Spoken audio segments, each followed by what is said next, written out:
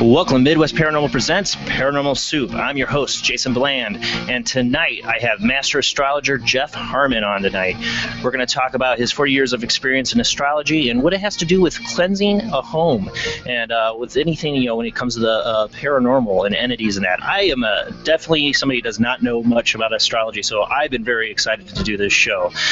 We'll be with you guys just 1 minute. Sorry for the wait, guys. We're just getting ready to set up. Took a little longer than usual. Sometimes, you know, I have guests, they got stuff they want to do last minute, and it's worth it. He's got some great stuff to share with you guys, and we'll be with you in just 1 sec.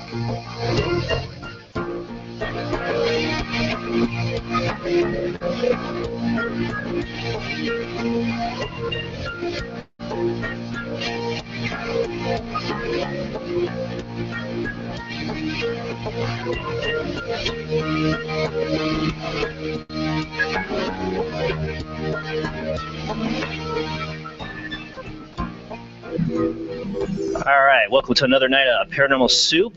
You know, last week we were on Blab, which is something I'm experimenting with, but, you know, Hangouts on Google Hangouts and live streaming to YouTube is still kind of my main channel, so don't worry, guys, I'm not going anywhere. I'm still doing it on YouTube. We got a lot in the World Wide Web of Weird. I'm going to try to condense it down because we got a lot to talk about with our guests tonight, so we're going to get to that here in just a second. Like I said, my guest is Jeff Harman. You there with me, Jeff? You can go ahead and click on if you are. Yes, I am. How you doing? Pretty good. Glad to have you on the show. This segment I do is called the World Wide Web of Weird, and we cover everything weird and unusual going around social media. I try to cover the most newest things, and sometimes I pick up on some old things. So we're going to get started with the World Wide Web of Weird right now. I'm using a new thing tonight. Let me people know if it's not working or not. It's called ManyCam. Trying to share using that, so I'll be using that share screen. If it's not working, I'm going to have to try to flip over to the old way of doing it. Just let me know, guys, in chat. We will have, maybe towards the end of the show, if we have time, open lines on Skype again. If you have a question for our guest to call in, remember the Skype ID. You see it right here on the screen, hopefully. It says oojblandoo. That's my Skype ID. You can call in later in the show when I let you know when we're ready to do that. But let's get ready for the World Wide Web of Weird.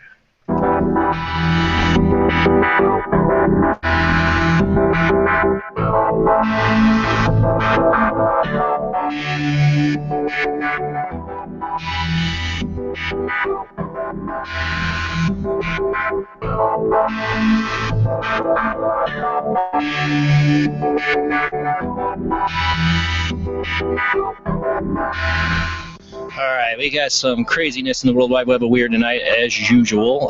We have UFOs, a monkey with a AK-47. We have somebody taking off in the mystery machine, trying to get away from police. We got a lot of craziness, so we're going to get right on into that. Let me get this music off here. So first off, in World Wide Web, we're going to start off with the videos. I've been doing a lot more articles in the show, and there are some articles I want to definitely read tonight. I'm not going to play all the videos you see here, but if you are listening to the audio version of the show, which I post later in the week, always remember you can find the World Wide Web of Weird on my Paranormal Soup YouTube channel. It's Jason Bland's the name of the YouTube channel. You can go to World Wide Web of Weird, and you can find any of the videos I played on here. So if you're listening to the audio version of this, just listen to what I call the video, and you can find it on my World Wide Web of Weird channel or playlist. All right, so first off, let's start off with a UFO in London. Let me get the audio up on this one. This was a UFO sighting in London just recently posted. How real this is, I don't know, but what I like about it is the people's reactions on the streets. It seems real, but you know, in this crazy, weird illusion of internet that we live in, everything could be faked.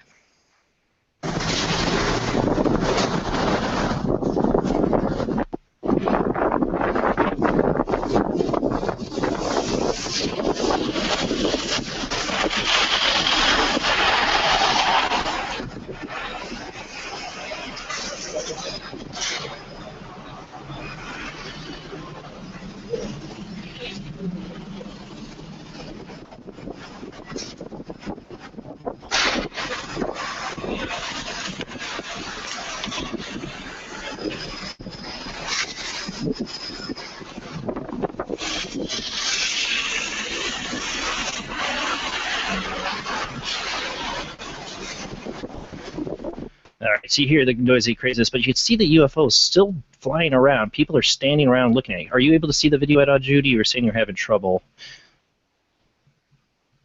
You still there, Judy? It's blurry. Not bad. Again, if you guys want to check this out, just don't forget you can check it out on my playlist. It looks CG to me, but if it's put on, they put it on with people involved in it because of the reactions on the street. They're obviously seeing something in the sky, the people's reactions to this.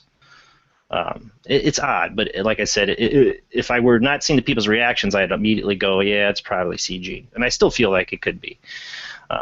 So I don't know. It's possible. That's first up in the UFO weirdness going on. Another one I got, this one is a Russian UFO flies over a Russian military base. This is supposedly leaked. This is from, this isn't recent. This is from years ago. Here we go, July 23rd, 2009. You're going to see this. It's over the river in Moscow, a security camera secret military facility. This is crazy footage. And you see this big, bright ball of light flying over this this water. You can even see its reflection in the water. If this is fake, it's pretty good. And it seems to be intelligent. I always feel like, this doesn't look like it could be a huge craft. It's a large sphere, but I wouldn't think anything's flying in it. More like a probe of some kind. But if you're looking for this on the World Wide Web of Weird, UFO flies over military base leaked. That's the name of the video. Another weird one in the UFO front that's been popped up recently, and this one's really crazy, is UFO sighted in Mexico today, March 12, 2016. We're going to pull this one up. It's another one from this channel I just found. It's called Blast A. It gets on top of a lot of the most recent UFO videos going on out there. This was March 10th, 2016. I don't know if there's any sound of this. Yep. This I might have a theory on.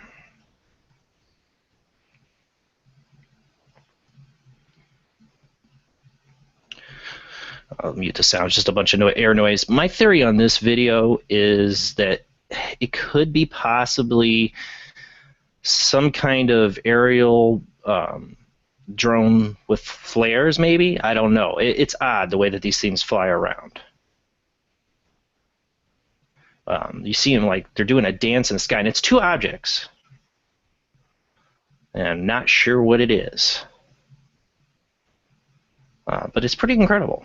I mean, maybe they're jets, but I doubt jets be flying that close together and leaving that much contrail, and it's weird. And you see it split up. Now it's almost like four objects in the sky, too.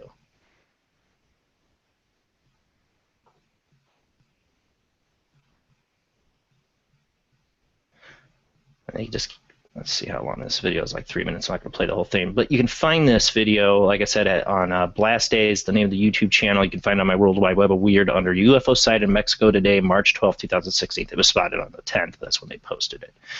All right, next up on the, I only got one thing on the Bigfoot front on the World Wide Web of Weird is Sasquatch skunk ape caught on tape in Florida. Of course, that's the home of the skunk ape.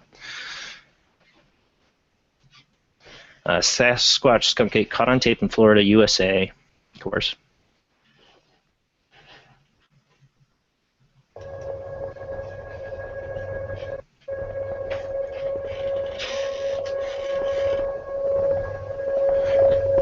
What I hate about these videos is they don't tell you any story behind them. You see them out there where my arrow is. I think they zoom in here in a second.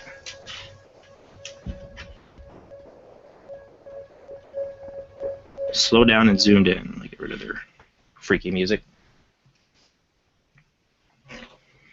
Here it is, zoomed in.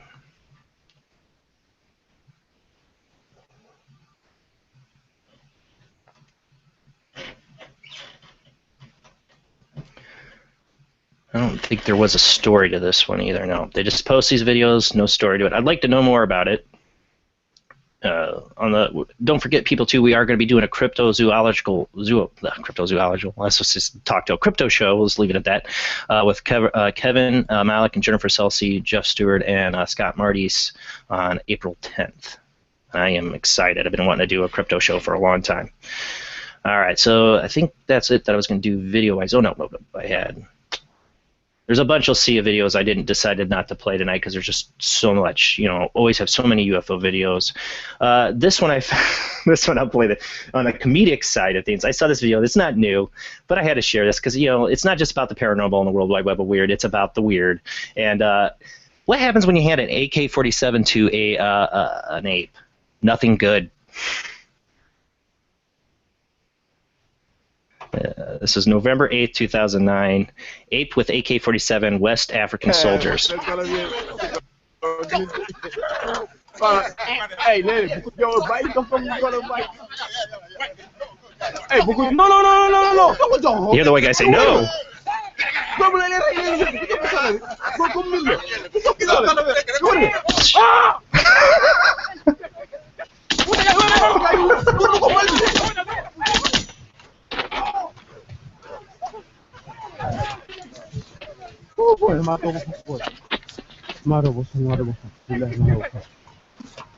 And that is what happens when you hand an AK-47 to an ape. Not a good idea. Not a good idea. I don't suggest it. Oh, and then let's get to an article I have on. They do have a video for this article, though. I should get to that.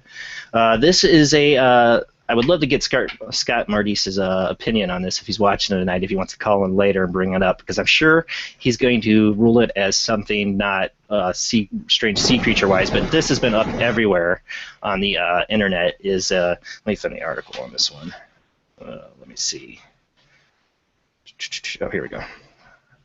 All right, so Loch Ness Monster might not technically exist, but there is a new deep, strange street creature in town. On Thursday, a 13-foot unidentified blob, and it looks like something took a dump on the you see these videos, these strange things that pop up on the shore. This one looks like something took a dump on the shore. Is popped up in Mexico. Scientists are currently trying to identify what exactly this mysterious creature is. Some scientists believe the creature to be a whale, and others a squid. Randoms from the internet think it's a terrifying monster. Of course, that's what the internet always thinks. Researchers are still investigating. The creature appears to have died shortly before beachgoers discovered it. Shortly? No, it looks like it's been dead a while. I don't know. They said it smelled awful, though, and I'm sure it did. But like I said, it looks like something took a dump on the beach, a huge one. Looks like a decayed whale. You can see the eyes. Yes, that's my guess. I want to say it's not something that just recently died, but this was like all over the internet. So it's like melted. So I kind of had to show it. Oh, I forgot. There is one more UFO thing. I don't know if you guys have heard about this one. UFO over Chicago during Bulls game, March 5th. And anybody's got any information? I just saw this before the show. Check this out. So it's going to be during you're going to see them doing the broadcast here, and you're going to see it in their horizon shot.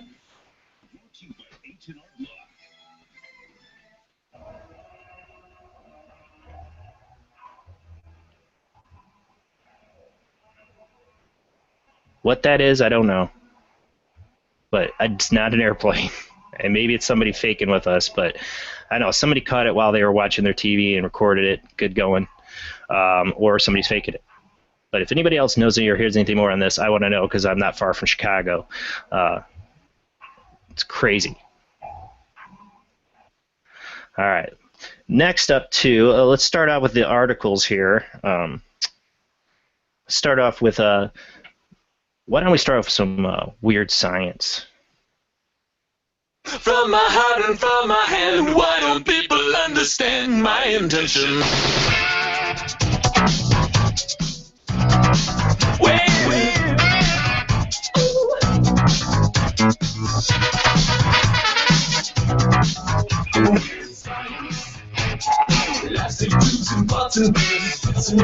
All right, on Weird Science we got say scientists discover how bacteria that can eat plastic, and I think this is awesome. If any scientists can discover something, this is something to discover. With so much plastic in our ocean, this would be awesome. Landfills are overflowing from non-degradable material, having been growing concerns in recent years, but now it seems as though they might have actually found a way to fight back. Researchers in Japan recently conducted a study which they cited, they sifted through hundreds of samples of polyethylene, I gotta always get the articles with the big words I never can pronounce, pollution before identifying a colony of bacteria that appear to have developed special enzymes capable of breaking the plastic down. And the first time that such an organism has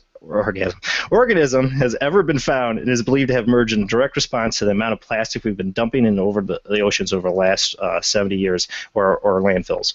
If you put a bacteria in a situation where they only get one food source to consume, over time they will adapt to do that, said microbiology professor Enzo Palambo, known as Endoleo. I'm not going to try to say that.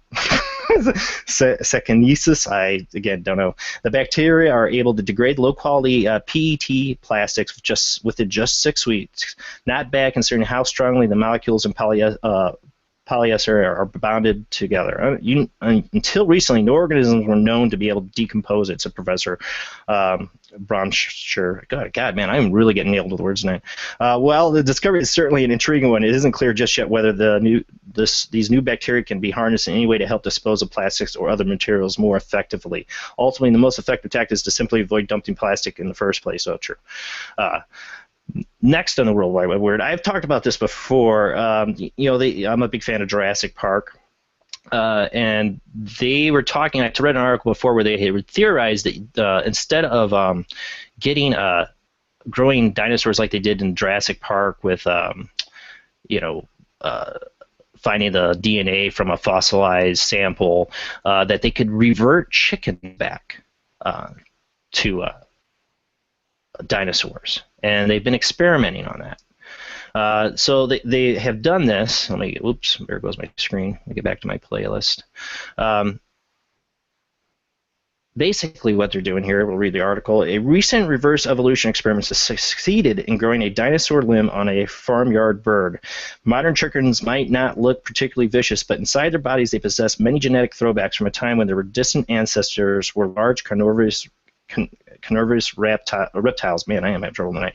But is it really possible to turn back the clock and transform a chicken to a velociraptor? To find out, scientists at the University of Chile recently conducted a reverse evolution experiment involving a lower leg bone called the fibula, which was believed to be long, tube-shaped in dinosaurs, but is now short and splinter-like in modern birds.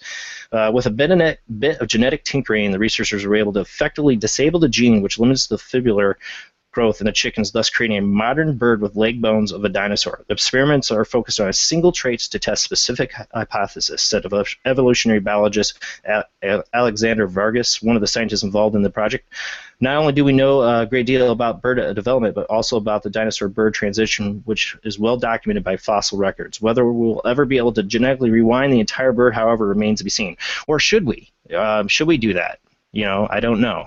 I already flipped to my other weird science article. The next up on the World Wide Web of Weird Science is, they've talked about this before too, is they're using dolphins to for military exercise. It's been done in the past. It's been done in Vietnam, but Russia is now looking for dolphins. The Defense Ministry tender published an online this week has called for 5 dolphins with perfect teeth. That's what Russia wants.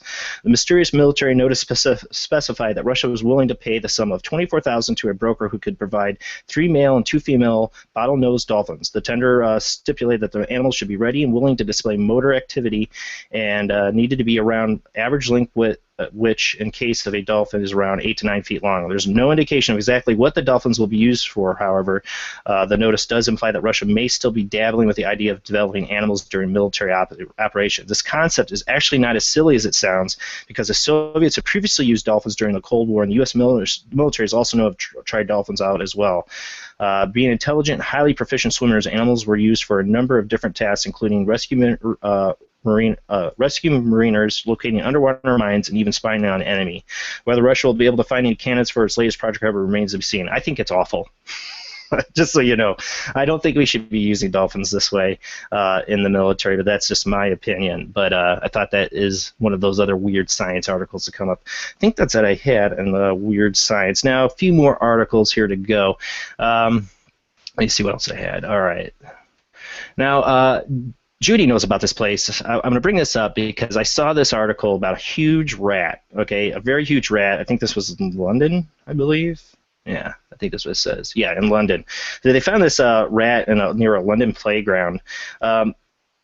You know, where there's this place out here called Kingsbury, and it used to be an ammunition dump. When I was out there, when I was a teenager, I saw a rat so big, like it was dead, but I saw it out there. I'm like, that thing, there cannot possibly be a rat that big. Dang it, I hate it when my articles skip. But seeing this picture, that's as big as a rat I saw out there. I never thought there could be a rat that big, but this thing was this thing was found dead near a kid's schoolyard. I would not want to have my kids play there. Let's see. It said, Look at those feet. It looks like a possum. I know, but they say it's a rat. The BC rodent is enough to give you nightmares. The huge rat was found dead just feet away from a popular playground for children in London. Gas engineer Tony Smith, 46, spotted the animal while working at a block of flats in the middle of London and held it up for the camera to see. Of course, its size is distorted by how close it is to the lens. You can still tell it's big, but it's still a sizable creature. Smith said the rat, which was found near where children play in Hannicky Downs, London, was by far the largest he'd ever seen. Tony from Dagenham said, "This is the largest rat I've ever seen in my entire life. I got a cat and a Jack Russell, and it was bigger than both of those put together. We're going to stick it in the bin, but before we did, we thought we'd better take a picture, or people won't believe it." The father of three added, "I came home and showed my wife, and she was absolutely shocked. I've been installing boilers across Hannicky Southwark, Whitechapel for 30 years and have never seen a rat that big." I don't know, Chicago, too. I almost saw a rat maybe close to that big down in Chicago once. But still, that's almost as close as the one I saw in Kingsbury was a little bit bigger than what I think that one was dead. But yeah, that's one big rat. I'm not I don't like snakes. I have a phobia about snakes, but man, I see a rat that big, I'm gonna have a phobia about rats too. All right, this one's a sad story. A group of friends killed their friend in a satanic ritual to make him a vampire. Six satanic ritual. Group of friends killed pal in a cult ceremony to turn him into a vampire. Police have arrested 3 people accused of killing a friend they were trying to turn into a vampire during a satanic ceremony at a cyber cafe called Freak Shop. Tragic restaurant worker Edwin Jerez Palma, this picture I have up here of him, 24, died after being strangled, beaten, and slashed in the neck with a broken bottle. The horrific crime happened near the regional Congress building in Chihuahua in North Mexico. A teenage girl named as 18-year-old student Ives Lopez is among these being held at the picture of the supposed thing. If this is real, you know how this stuff goes, people. They put this fake articles up, but I've been trying to find more information on it. The other 2 suspects were named as Gustavo Durantes, 18, and Omar Sanchez, 25. Police say Edwin, known as Puya, was killed after being fooled into taking part in an initiation ceremony to become part of a satanic cult called the Sons of Bathmont. Instead, he was tortured after having his hands tied behind his back after one of the alleged killers persuaded the others their victim should be sacrificed so he could return to life as a vampire. Police were alerted last Tuesday after his body was found abandoned in the street, wrapped inside 2 plastic bags in which detectives believe was botched attempt to pass the murder off as a drug-related crime. Officers found traces of the victim's blood inside the cyber cafe, which belongs to the older of the 2 men being held after obtaining a search warrant when a protected witness told him how Edwin had been killed. The murder reportedly took place inside the toilets, of course, late at night, and the killers are said to have used bleach to try to clean up the scene of the crime. A 4th person described as the leader of the sect is on the run from the police. Police announced the arrest yesterday as they revealed details of horrific crime. Police Chief Pablo Rocha said the crime took place during an initiation ceremony led by a satanic sect called the Sons of Bathmont, during which one victim was supposed to become a vampire. All that's left now to do is arrest the leader of the sect, whose name we have. Edwin's sister Alicia, writing on social media sites after his funeral, said in a message to friends and relatives, "Don't be sad. I know it hurts that he's no longer with us. He's my brother and he was our family, and it hurts us more than anyone."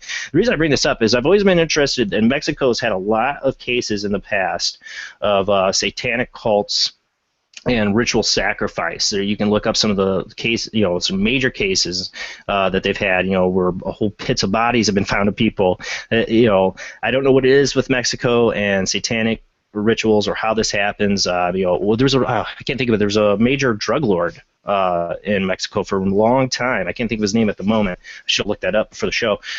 Who he kept everybody in line because they believed he was a witch, and he did human sacrifices and stuff. So pretty dark. I don't, there's always theories that there's these secret satanic cults all around the world and stuff like that. I don't know if I've ever believed that, but there are some people, most likely kids, experimenting and doing something wrong. But I thought this was a pretty freaky story to bring up. All right, next up on the World Wide Web of Weird on the articles here, what do we got? This is a UFO one. Let me make sure I get this out.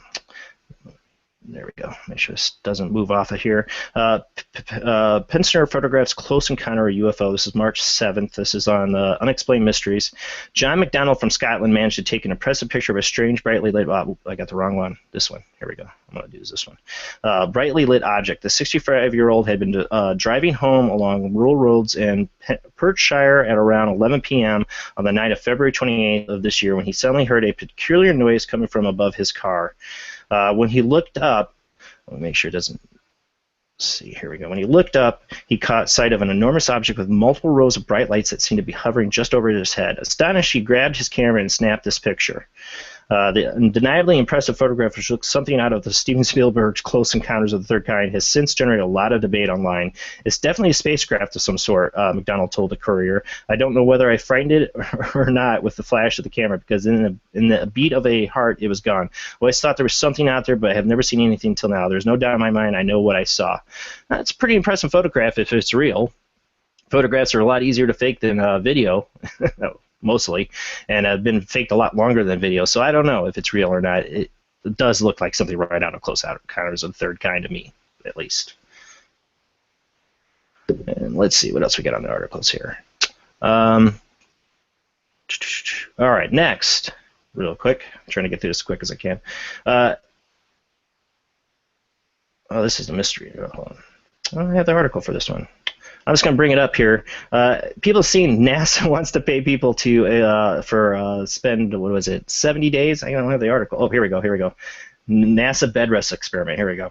NASA is hiring people for the bed rest study program. The space agency has decided to pay $18,000 to people who can spend 70 straight days in bed and smoke different kinds of cannabis. While stoned and laid out in bed, participants are allowed to play games, read books, Skype, and smoke cannabis. This sounds like hell to some, heaven to others. There are exactly 3 goals NASA aims to achieve with the study. First, they want to understand changing physiology in space and its effects in the process of certain missions. They also want to analyze the impact of one's psychological state and their ability to perform in certain tasks. And finally, they want to combat any impairment that the psychological state may cause. There will be 2 groups of participants. One will be exercising, and one will be non-exercising. That would be the stoners, I'm sure. While the exercising group will be subject to exercise training, the later will remain comfortably at ease. Before the 70 days of the NASA bed rest study, the non-exercising subjects will be able to move freely, and the exercising subjects will be able to move freely inside their bed facility for 21 days. The exercise will last between 97 to 105 days, depending on which group one belongs to. The volunteers will move out of their beds only when he or she will be subject to medical tests on the bone, heart, nervous, muscular, and nutritional conditions. Originally, NASA conducted a similar bed rest study, but without the use of cannabis. You can see a video of the program, which began in April 2015. It's on, well, I don't know if this one's on YouTube. This was on a web page. I don't have that video. Man, if they want to get their funding cut, this is one way to do it. We're like, NASA's paying people to lay around and smoke weed. I don't know if that's such a good idea. It's not a good publicity campaign. All right. One more thing on the World Wide Web of weird here. Woman takes off in the Mystery Machine. I know this one's been going around social media. Let me make sure I got the women in Mystery Machine minivan leads police on chase. This happened, where did it go? Oh, and of course my article goes haywire on me. Let's see, what was the date on this one? Redding, California, Shasta County woman led law enforcement officers on a pursuit in a minivan painted to look like the Mystery Machine from Scooby cartoon. On Sunday at 12:50 p.m., probation officers from Shasta County Probation contacted Redding Police Department regarding Sharon K. Turman, 51, wanted for probation violation. According to police, Turman was found operating a 1994 Chrysler minivan painted teal and green in the area of California Street and Shasta Street. When officers tried to conduct a traffic stop, Turman took off in the van, said police. A pursuit began as Truman sped through South Market Street, said police. The chase came to a stop near Highway 273, but Truman continued to speed southbound on Highway 273, police said. Oh, this article's written bad. According to police, Truman drove through an intersection against a red light, hitting 4 other vehicles. Imagine driving along, and next thing you know, police are chasing a car, and you get slammed into by the mystery machine. I wonder if smoke poured out when she got out of the car. And that's it on the World Wide Web of Weird. I had a lot more than this, but it's like, you never know how quick it's going to go. And I always have backups in case, I have any problems. So that's it on the World Wide Web of Weird. Now we get to our guests. You still with us, Jeff? I hope so. I see him there. You still there, Jeff? Yes, I'm here. All right, awesome. All right, and again, if you have any questions, people, I will be trying to keep my eye on chat. So will Judy, if you have a question for our guest. Jeff Harman, you've been working in astrology for 40 years, correct? Yeah, it's been about since 1975. I mean, I didn't have a good proficiency back then, but that's when I got exposed to it. How did you get exposed? What got you into astrology? I've always been interested, but I have never. I've had a couple books, and I don't know. It's always boggled my mind. Like it's something that seems to go over my head. I almost feel like you have to be an astrophysicist to understand it sometimes. So well, it's very complex, especially the older astrology. How I first got into it was my mother. She actually was looking at various different girlfriends that I went out with, and that was in the mid-'70s. I had just begun driving then. And what was interesting is she was so accurate that I said, "What are you doing?" And that's when she started showing me. She would get the girl's chart, or she would also use another type of technique called interrogation, which essentially is casting a chart for the moment and asking a question.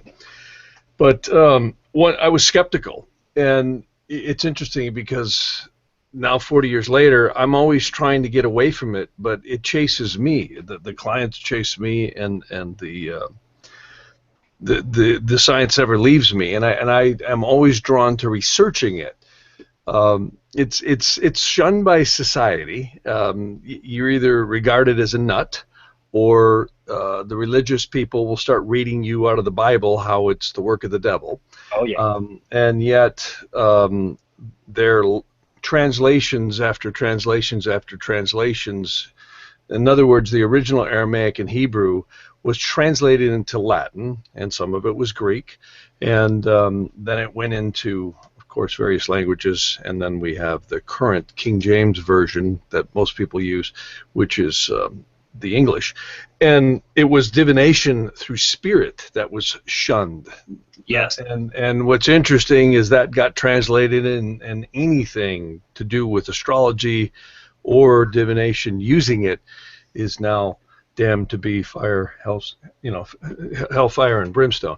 And the interesting thing is that there's overwhelming evidence that many of the popes and many religious people used it. In fact, one of my favorite astrologers was in the 11th century. His name was Rabbi Ibn Ezra, and he actually wrote the Palmas, the Psalter, which is a treatise on the Psalms and the Tehillim. And Napoleon's wife is reported to have paid an exorbitant amount of money for it.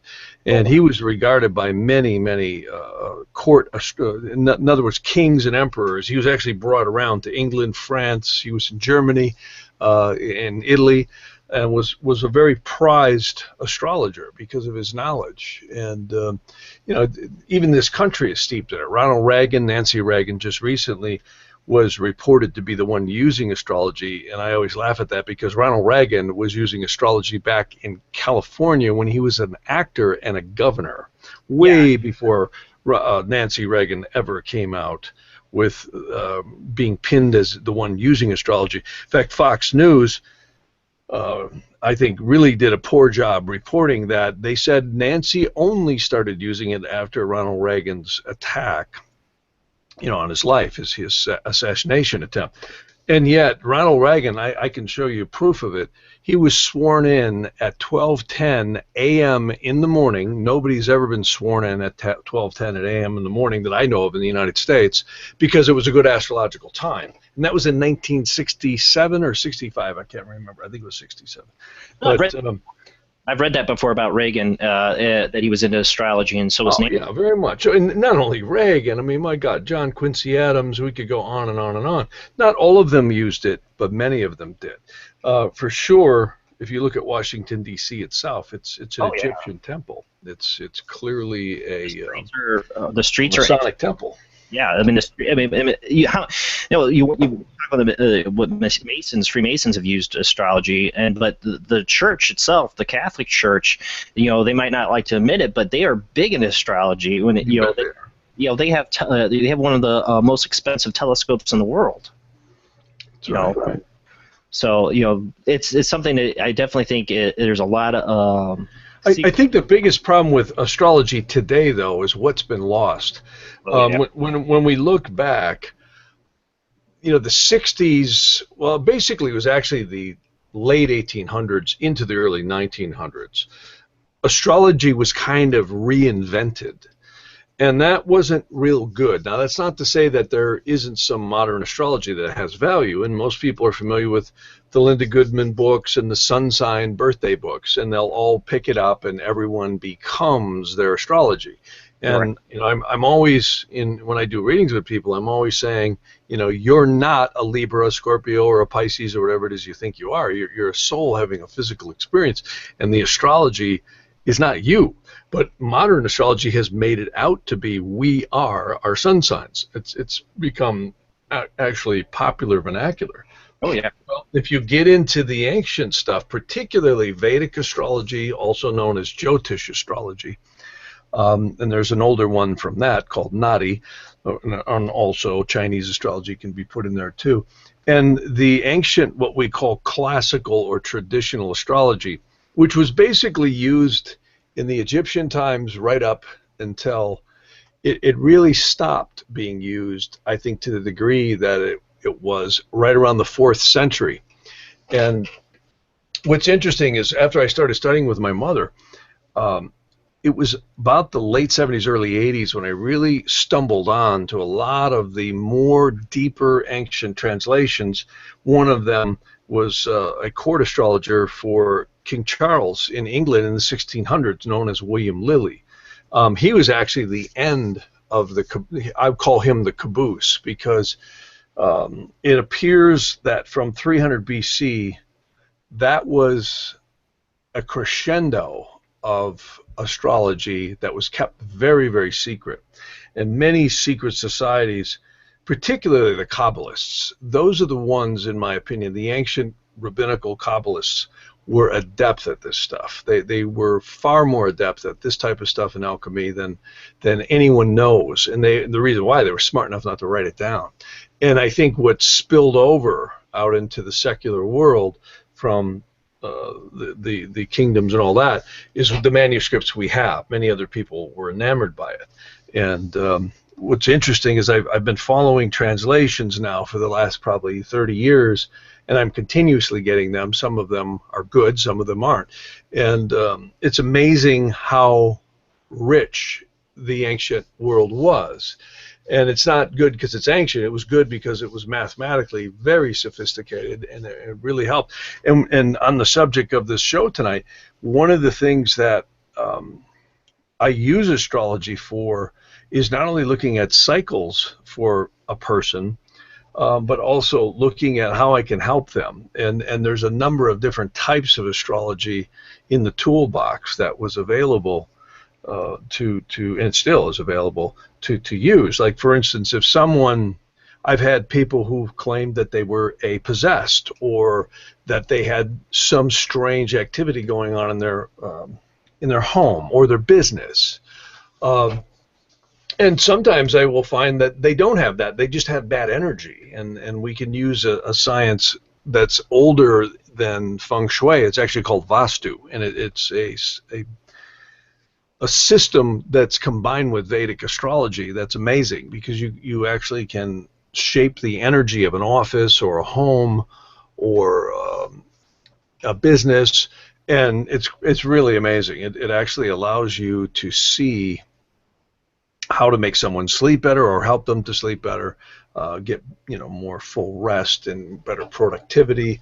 So it's a whole science and a whole toolbox that I think is really valuable to help people with. And I've been very blessed to get exposed to it. And I've had so many clients come back and say, I didn't know if it would help, and then it did. Well, you were the first. Like I said, I've always been, interested in astrology. But when I first got the email, talking about you coming on the show, and it said how it related to hauntings and possession and clearing, I was like, wow, I've never thought about astrology being applied in that method or for that. Yeah, there's a couple of ways it gets applied. Like here, I'll give you one good example. This is a story I like to tell. I had a very prominent public figure in Beverly Hills years ago who had approached me and said, you can't tell anybody who I am, because he was in the judicial system. He was a judge, actually.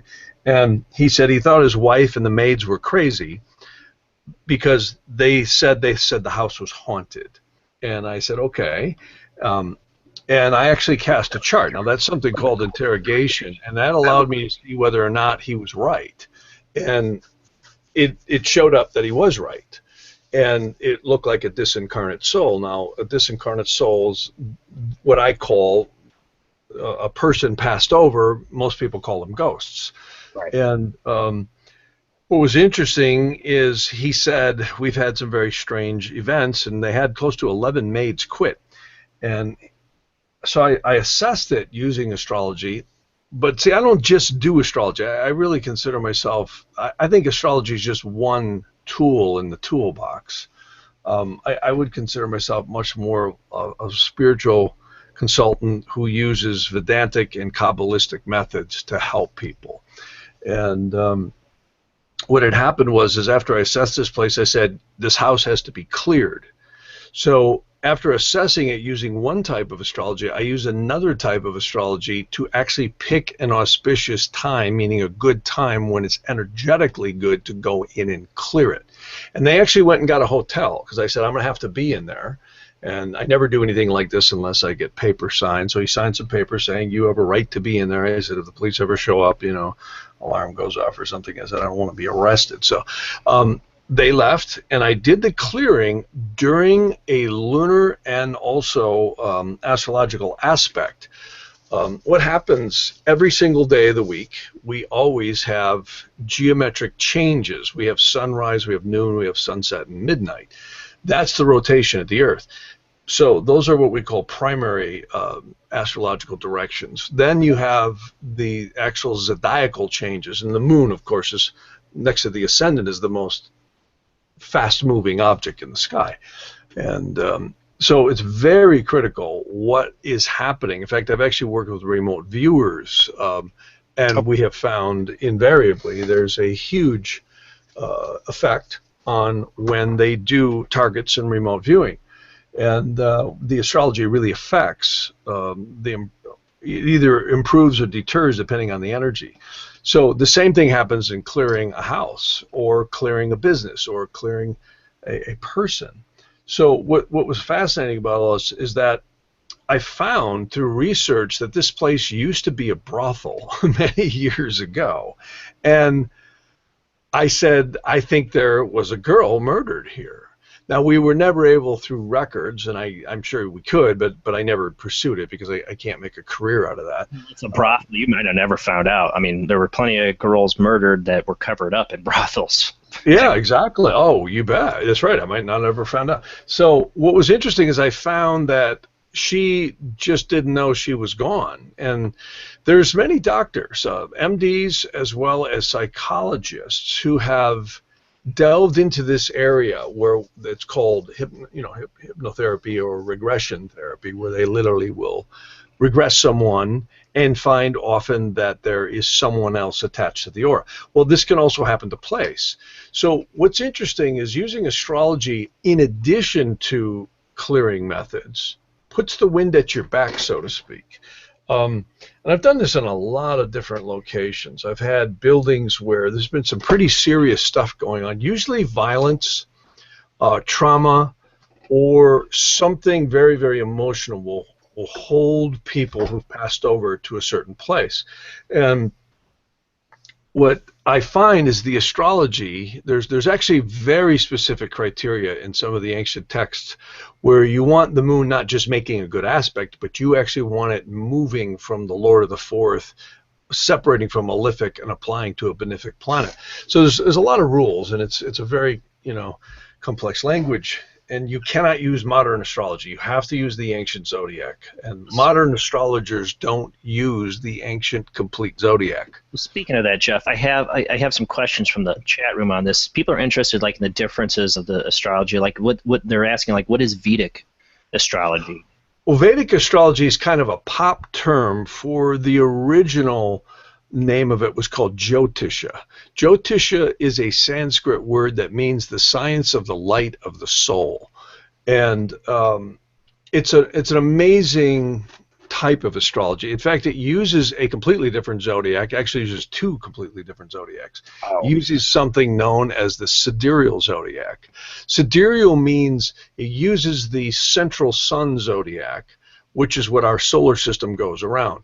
And NASA has actually corroborated that we are probably doing close to 500 million miles an hour around the central sun. And so fast so that it appears that the planets are actually spiraling behind the sun in orbit because of the speed of this trajectory. So that zodiac is known kind of as the sidereal zodiac. And then there's also a lunar zodiac that's combined with the tropical zodiac. So Vedic astrology is really a formidable tool. And I think the reason it is because it's not just astrology. Again, it has Vastu in it, and more importantly, it has a whole host of spiritual and remedial measures. The entire philosophy behind quote-unquote Vedic astrology is you are a soul having a physical experience, and you may have created the time you came in. Meaning, I always like to say, forget Trinity, Neo, and Morpheus. I think this is the real matrix. I really do. I think it's the spiritual matrix that we interact with. And this gets into some very interesting stuff, because there's only two places you can find any concrete documentation to this, and one of them's certainly in the Upanishads. Those are ancient texts known as, like in the West, like scriptures are, and there's many of them. And there's also some very ancient and amazing documents in the ancient Kabbalah. One of them is known as the Sefer HaGilhim, which is it's called Gilgo, which is a strange term that means cycling of the souls. And this gets into a lot of really interesting stuff, because like reincarnation. Totally reincarnation. Now, the Catholic Church back in the Nicene councils in the 500s made a decision. A few emperors, a few queens, and a few popes all decided that what Christians would think for the next 1,500 years, they just voted reincarnation out of existence. It doesn't work. We don't believe in it. It's okay, great. So I'm like, really? And yet, the very Judeo-Christian foundation of the Old Testament, it specifically cites it. The Bahir cites it. That's another ancient Kabbalistic text. The Zohar certainly cites it more explicitly, but the Sefer HaGilhim, which is Gilgilium, it's what it's called. It's a strange pronunciation, but it means cycling of the souls, Gilgal. Well, I think the Bible cites many references to me, which I think are reincarnation. Well, it does in the Old Testament. There's no question about it. And that's actually what the Bahir defines. So, getting back to all of this, the whole purpose of astrology was really to raise consciousness, to raise spiritual awareness. It wasn't to predict the future, though it seems like it predicts the future, because like when I do readings for people, one of the things I do to check that their birth time's accurate is ask them a few questions. Did this happen? Did this happen? How was your mother? How was your father? And if it doesn't fit the chart, we probably don't have the right birth time. And it's amazing, because I will always get people saying, well, how did you know that my mom or my dad was like this, or our house was like that? And it's in the chart. I have to ask, so when you mean birth time, do you have to know like exactly what time they were? Yeah. Yeah, absolutely. Well, how astrology works is you take the moment and time you're born, which is listed usually on the birth certificate. Now, many people will find that they don't have the time in their birth certificate, but most do. And or mom or dad or grandma or the aunt or the uncle will somehow take a picture of, the baby picture. They'll have the time on it. But you want to find your birth time. You also want to find the city and the month, day, and year, because the month, day, and year obviously is real critical. That's your birthday, and of course the year and the month. But the birth time is critical, and the more accurate it is, the better. It's actually believed that the soul is attached to the embryo at conception, and there's a silver cord actually running, because there's really no time and space once you get out of this dimension. So and that's why ghosts and all this stuff and paranormal entities and all this stuff, they operate different than we do in our three-dimensional, five-sense linear world. So what happens is it's believed that the soul is attached or assigned to that embryo at conception. And I think conception is a very divine thing. And then what happens is whatever the time the gestation is, which most women, it's about 9 months, right? When the child exits the womb and enters the air or comes out of the birth canal by whatever method, could be natural, which most are, or C-section, its first breath that the angel ties the soul permanently to the body until the time of death.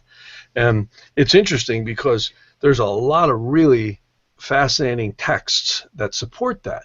And I had a child, he's now turning 14, and I never had experienced that. I've always heard that legend. That's actually in an ancient text called the Sefer HaHaggadah, which means the Book of Legends. And it's an old text that was actually verbal communication for centuries, and then it was put into writing in the late 1800s by a bunch of rabbis in Russia, which is quite a fascinating book.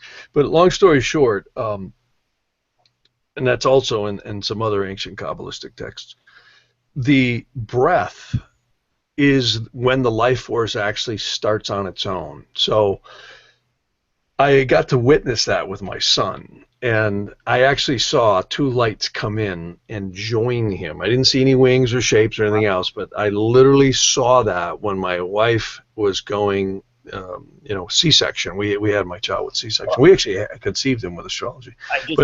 I just had a son, my second, and the first. Okay. Congratulations. C-section. They had the tarp up over it. Right, exactly. And I didn't look because I can't see that. Mm-hmm. The second time I looked up over it, if there were any strange lights, I wouldn't have had a chance to see because I looked. I'm like, no, and I sat right back down.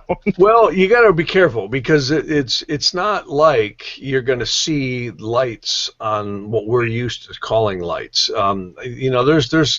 There's different levels of consciousness, and what I noticed is that these came in, and I actually did some very, very kind of special things to protect the room. I actually had some angelic squares in that room, and I think that had an effect on my ability to see it. Yeah. And see, that's a whole nother area too, that the ancient Vedantic, which also known as the Jyotish astrology and Nadi astrology, and the ancient Kabbalah has, and that is, it wasn't just astrology. It was knowing that souls are here having an experience, and that's why astrology seems to predict the future, because it's when time, the way we conceive it, starts. And Gandhi had a great comment. He said once that God created time so everything wouldn't happen at once, and I think there may be some absolute truth to that, because it's the unfoldment through cycle and experience. And it's amazing because I look at people, and that has something to do too with paranormal experience. I just had this conversation with a guy named Jimmy Church. I don't know if you know Fade to Black on his radio show. Yeah, and show. Great guy.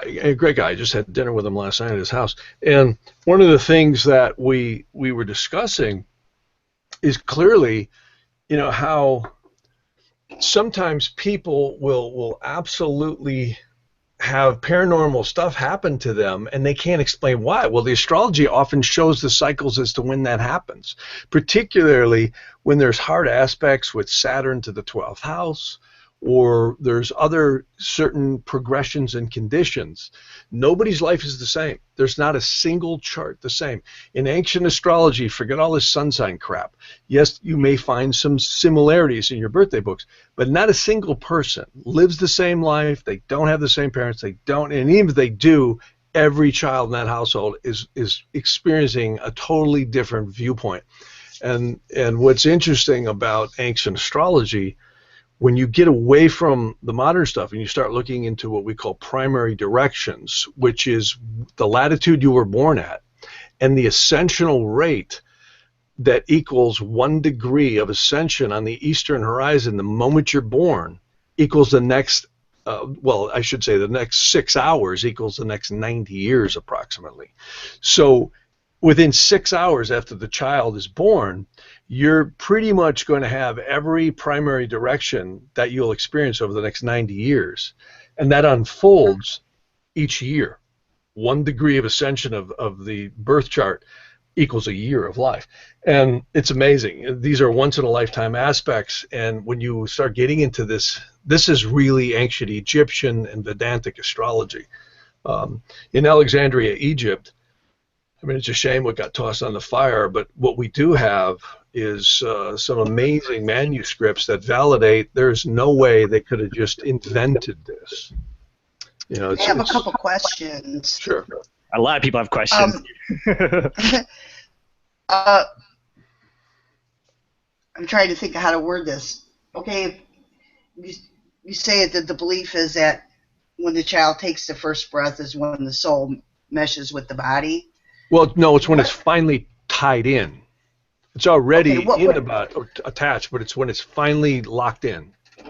When a person dies, what happens to that soul then? Is it just out there somewhere, or is the belief that it automatically goes into another body, you know, reincarnation? That's a good question. Well, that is a good question, and I don't know. And the only thing I do know is that there appears to be a 7-day recall, and I don't know if it's exactly 7.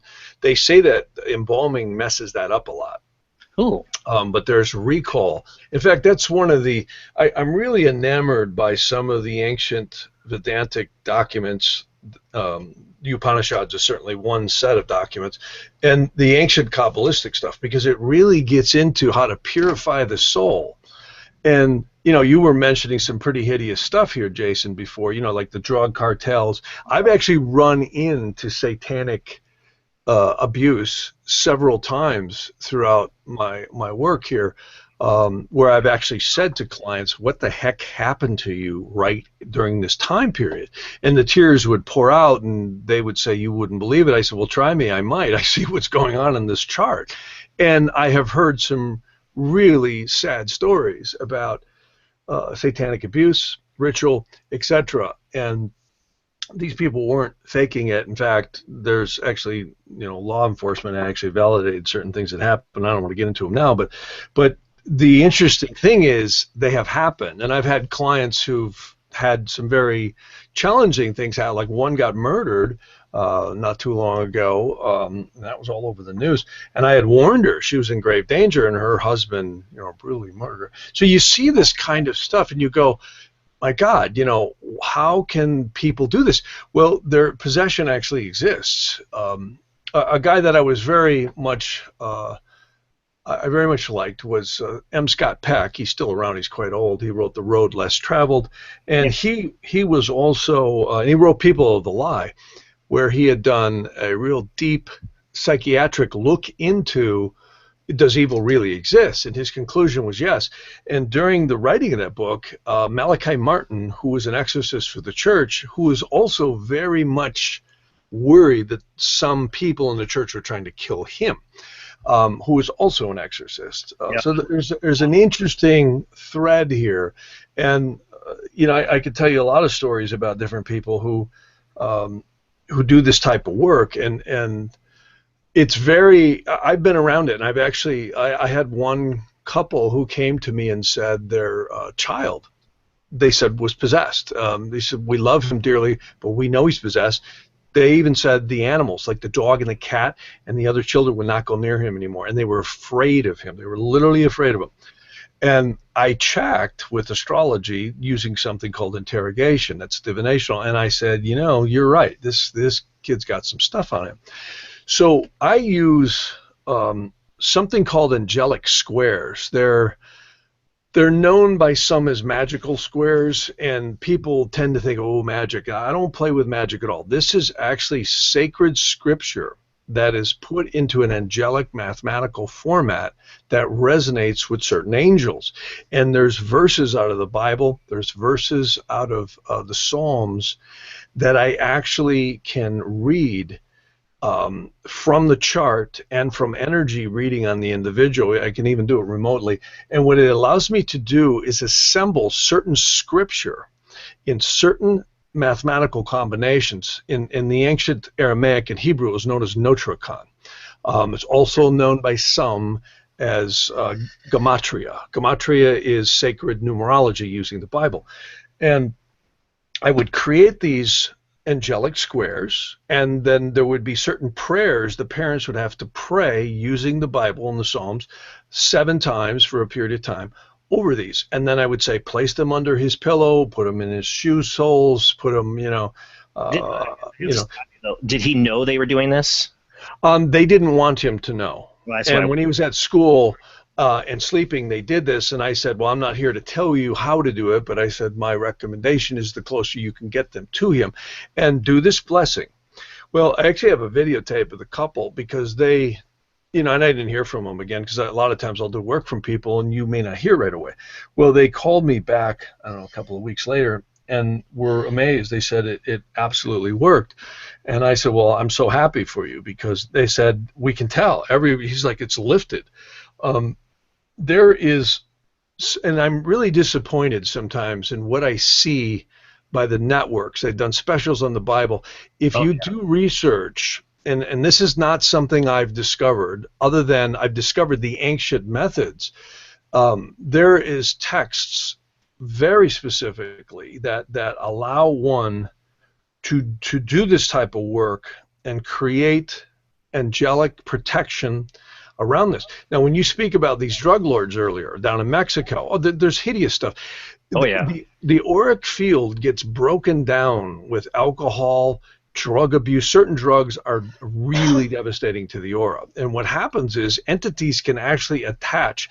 Now, this is interesting because there's a lot of different types of entities. There's not just demons. There's also something known as elementals, and there's a whole host of different entities, if you will, listed in the hierarchies. And what's fascinating about this is that they can actually be read, and you can do things that will help push those away.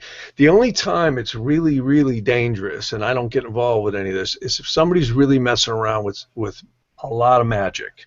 I think that is extremely dangerous, and I always warn people, stay the heck away from it, particularly Enochian magic, the Golden Dawn, all that stuff, stay away. Because Aleister Crowley kind of deal.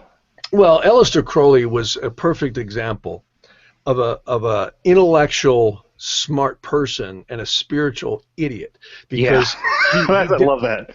Well, the reason why is anyone who really studies this stuff, and I've studied a lot about it, and I certainly don't claim to know everything, but what I've come to the conclusion of is that if you don't have angels, all the saints of the prophets said this. If you don't, there's no way to control these forces unless you are backed by angels, and it's not going to happen otherwise. And that's exactly why many healers will tell you, they have an angel behind them.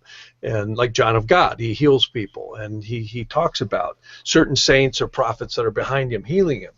Maimonides in Jerusalem, and so many others. Always, one of my favorite is a guy named the Magus of Strovolos, is kind of his nickname, but his real name was Dr. Stylianos Ateshlis. He was the healer who lived in Cyprus, or on the island of Cyprus, in a town called Strovolos, and many people know him as Daskalos. And he could heal people of just about anything, except if their karma wouldn't allow it. And you see, so that's what's interesting about astrology, is you're getting a look behind the curtain, in my opinion, of what karmas you have. And the ancient, a lot of people call Vedic astrology Hindu astrology. Well, the Hindu religion, just like the Christian religion, kind of came after all the blessed knowledge that was there, and they created a religion out of it. And I'm not demeaning any of the religions. What I am saying is they tend to get a little dogmatic when they're founded on great truths. It's Right. about control. They're trying to control the information. Speaking of, you mentioned Malachi Martin. I'm a big Art Bell fan. I listen to all the old Malachi Martin episodes and stuff. Yeah. But he talked about generational possession. Absolutely. So how does that apply? Somebody who, basically their family sold them into it. Well, there's exactly right. One of the blessings that I give people, or prayers to do, it's actually a very ancient set protocol of how to clear your aura and give a blessing not only to you, but to your family and all your ancestors for anything they did on all time, all space, and all dimensions, including any incarnations. And we hear references to this where you'll hear in the Bible, he visits the sons upon the sons, or the sins upon the sons and daughters up until the fourth generation. And I'm absolutely certain it's not just the fourth. Right. There's things that, if you put reincarnation on the table, which I personally believe is absolutely true. Me too. There is things that we've all probably had done in a previous experience, and our ancestors certainly have done.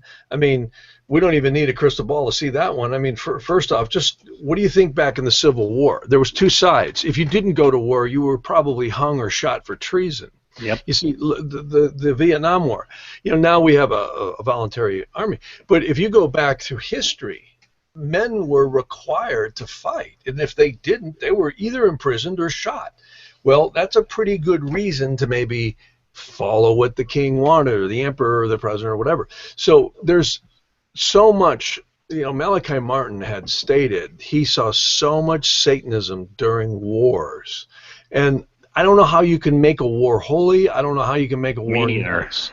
I mean, it's hideous. People are getting blasted to pieces. All structure of society is completely decimated. And basically, if a soldier wanted to, they could do anything they want. And I think that's why a lot of soldiers have such trauma, is because they see so much stuff that they know in their heart of hearts just isn't right. Their consciousness really gets affected. And even though they're doing their job. So when I do this clearing, I tell people, there's a lot of things we did and our ancestors may have done inadvertently, which means we were forced, or we had to, or we didn't know any better. And you want to bless and clear that. But what's interesting about this is there are 7 psalms in this prayer that are exceedingly powerful. They were known as the 7 Psalms of Teshuvah.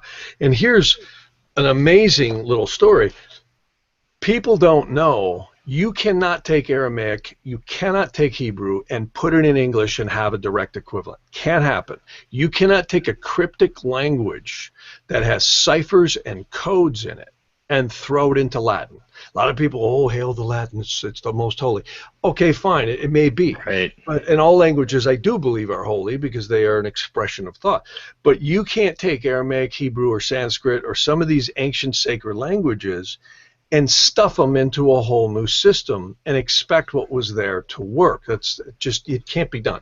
There's 22 ciphers in the ancient Aramaic and the Hebrew that the Psalms and verses can be decoded. A perfect example is the Shem Hamaphorish, which is known as the 3 verses in Exodus.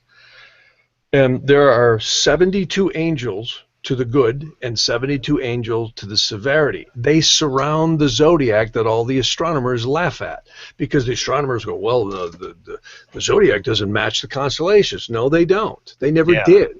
Okay, they never ever did. And I know about the 13th sign of Orphica. There is secrets upon secrets upon secrets in the hierarchies and angelic correspondences in the zodiac. And the same thing in the lunar zodiac. I always tell the astronomers, I have a lot of good friends that are astronomers, I say, I don't care how much you polish the lenses on your telescopes, you're not going to see the lunar zodiac either. But in Vedic astrology, there's 27 lunar mansions with 4 divisions of each, which equals 108. Well, the moon just happens to orbit the Earth exactly 108 times in 9 years. And the numerology of 9 is all over the place with the moon and certain aspects of the Vedantic stuff. So it's a real interesting, set of things. And the same thing, you could find it in the Kabbalistic correspondences. You can't make this stuff up. The Psalms and the. I don't know how you remember it all. Well, I've just studied a long time. I know. You can get your guardian angel from this lower dimension from your birth chart in Hebrew. I do it a lot for people. I actually put it on necklaces or gemstone talismans for them. And that's one of the things I love about Vedic astrology that I've found to be really good. Even people who aren't very sensitive, who don't know that they're getting a lot of benefit, their auras are strengthened greatly by wearing the correct gems and avoiding incorrect gems. And you can only really do that with Vedic astrology. And that's what's interesting, is there's not just one method to try and help someone. There's many, many methods. And again, back to clearing and all that, there is great power in the scriptures and certain combinations of these things, because encoded in their original Hebrew, and I do use the Aramaic and Hebrew, there is codes in that. And I have actually had people validate, not that they saw anything go away, but they said the phenomena stopped, that the whole phenomena stopped when these things were put in there. We had one apartment in Burbank, California, a complex that had so much trouble in it. And the owner said, I don't know what else to do. He says, I'm just losing my mind. So I said, well, okay, I'll clear it for you. So I picked a good time to do it. And the apartments were vacated. He had a drug dealer in there, just smashed the place to junk. He says, every time, he says, no matter who I get in there, he said, it's like the land of the misfit toys. Everything goes wrong. And he was even qualifying. It just never worked. So I found that there was actually a suicide in there a long, long time ago, and that she was still there. It was again another lady. And what I try and do is communicate to get them to realize their condition and then get them to leave and go off. Now, there are times you can't do that. Sometimes these souls don't know, nor do they want to know where they're at. They're just where they're at. And there are certain methods that can be employed to actually extract them, to literally force them into another dimension to where, or place, if you will, until such time as they wake up and then move on. So it's interesting stuff. Judy has a part 2 to her question. You still there, Judy? Yeah, I'm here.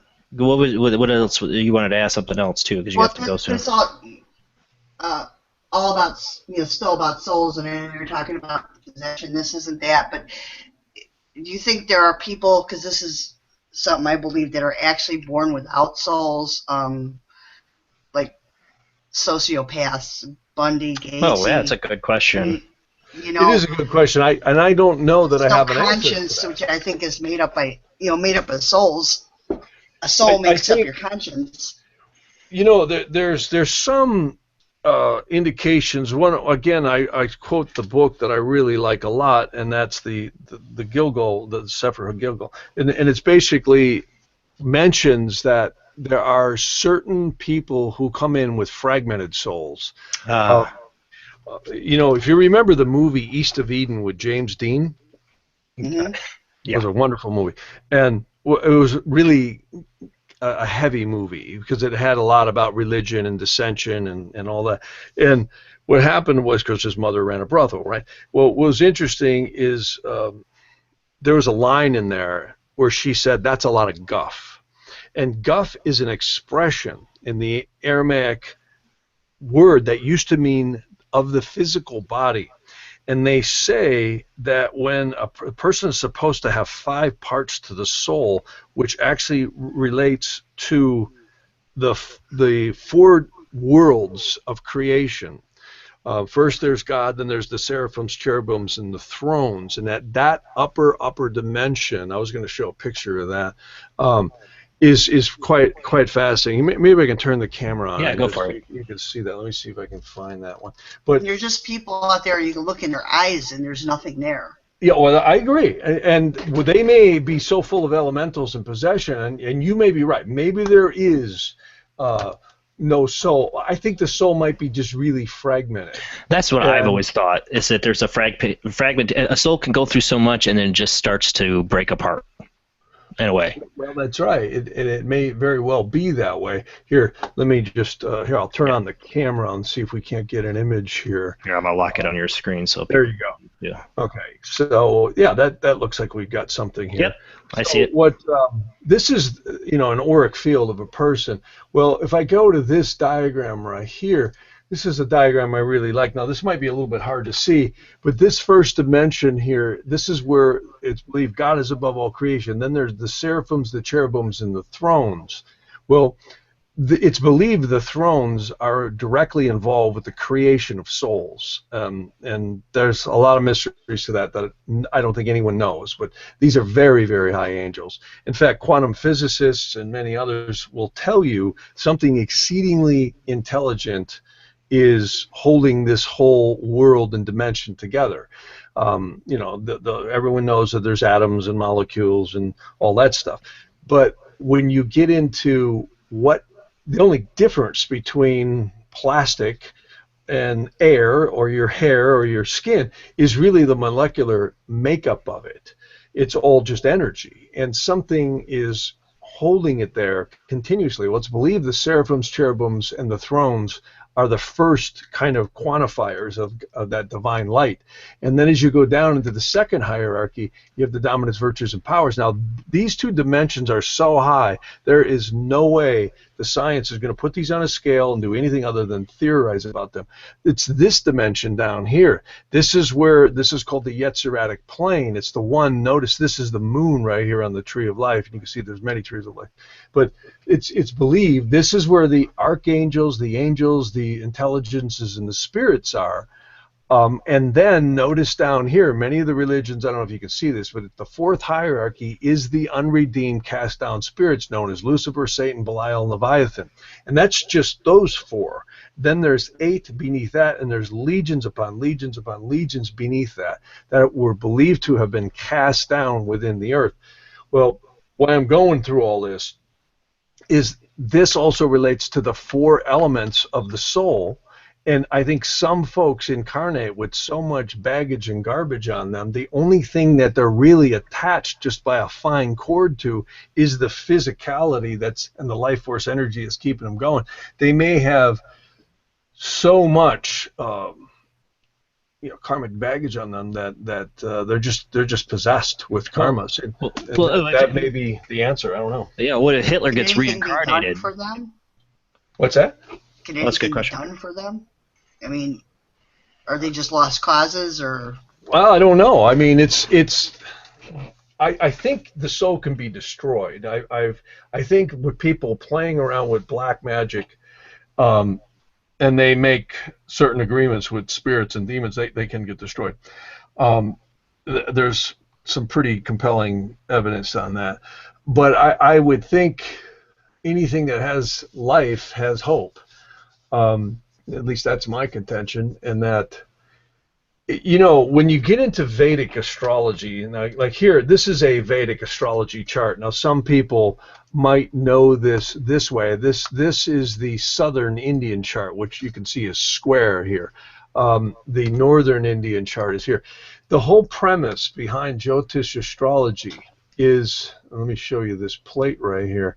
This actually is the one I want to show right here. Vedic astrology is kind of, again, like I said, the pop term.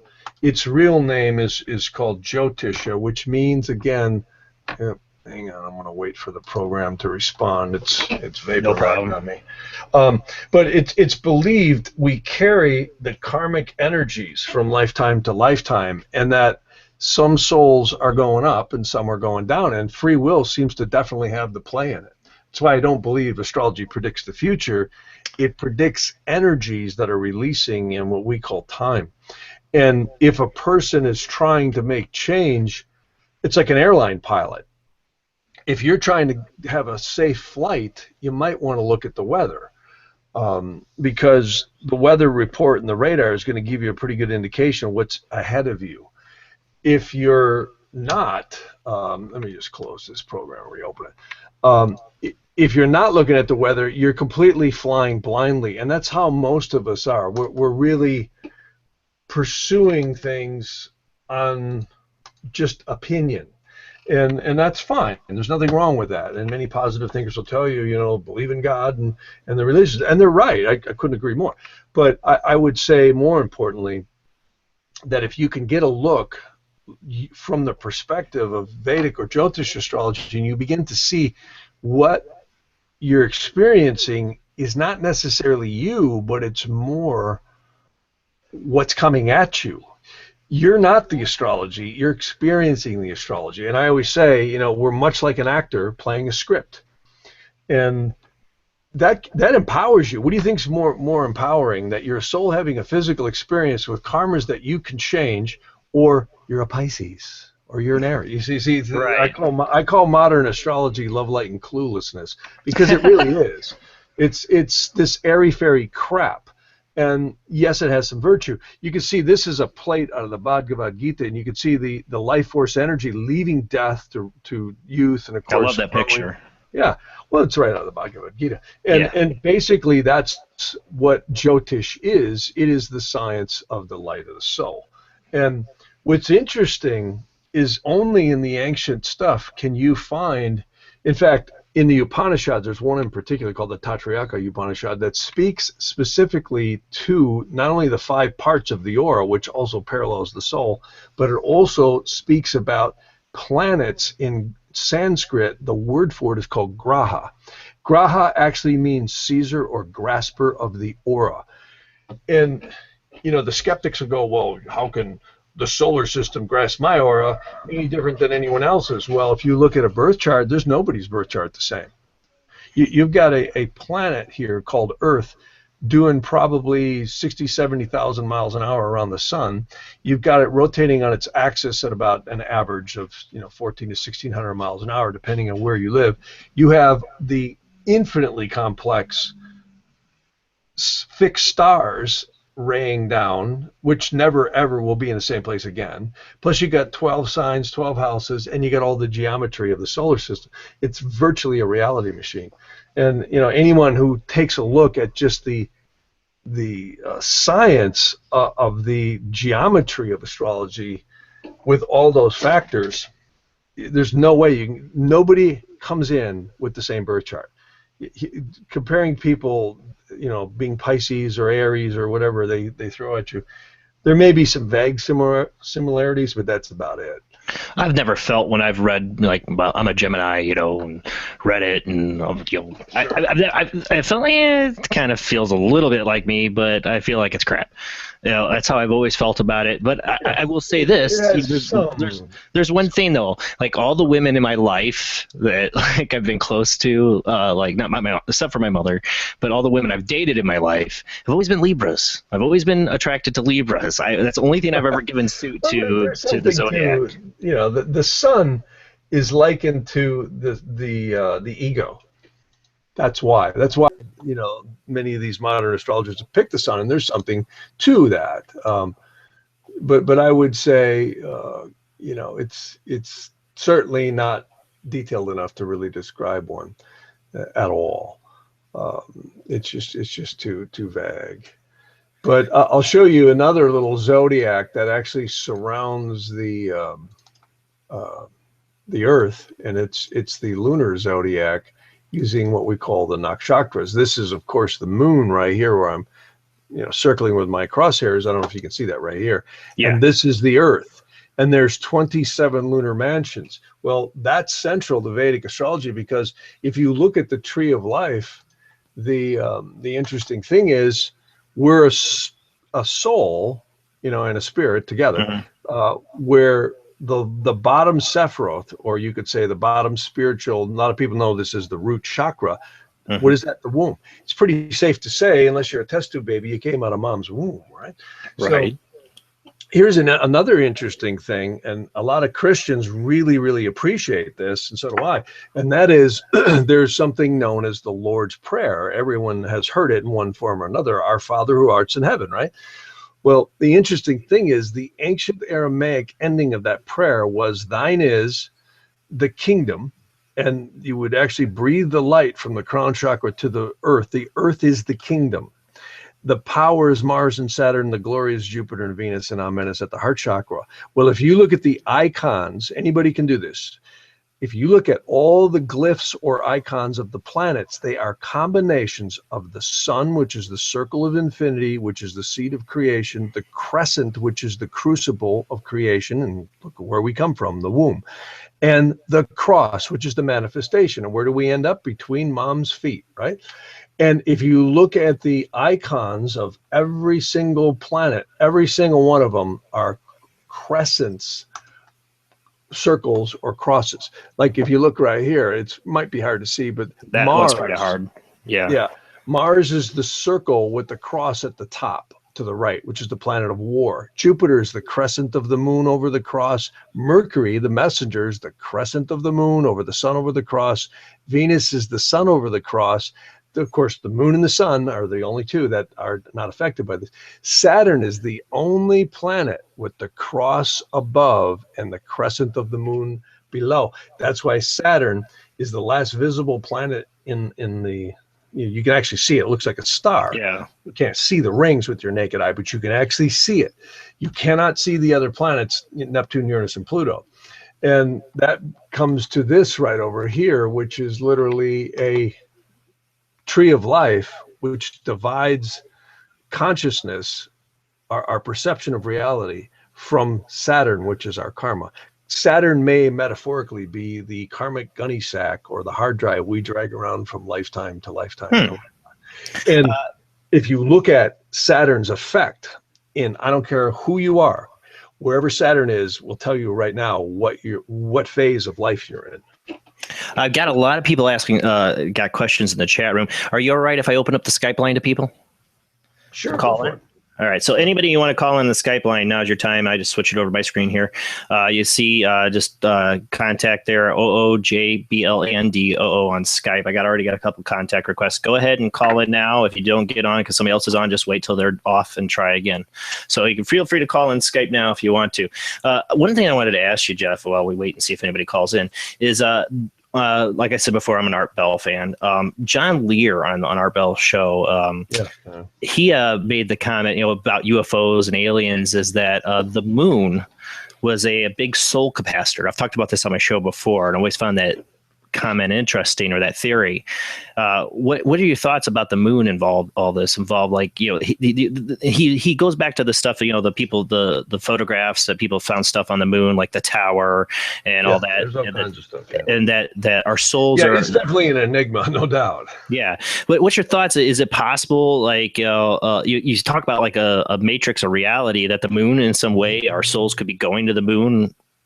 Well, I mean, on the tree of life, if you just look at the Lord's Prayer I just mentioned, I mean, you have to treat this whole model as a conceptual model. So the moon is the closest thing to the cross of matter, which is the earth, right? So yeah, I mean, people use words like capacitors and, machinery and all that. Those are all like a capacitor is an electronic reference or a containment vessel. But there's something going on, in my opinion. I can tell you in Vedic astrology, what starts one of the most important tools in Vedic astrology, known as Time Lords. Now, in Sanskrit, they call those doshas. Doshas means Time Lords. I think about Doctor Who, but... Yeah. Well, what they are is they're timing indicators in a person's life. And it's so accurate, it's creepy. If the birth time is right, trust me, I have experienced it. Again, I told you I was a skeptic on astrology back in the 70s and early 80s. I'm like, yeah, I see it works, but I need more. So I would get into this stuff and go, dang, it's right on. You know, I do have a caller on the line right now. Are you there, Rhodey? I am here. Can you hear her, Jeff? Yeah, I can.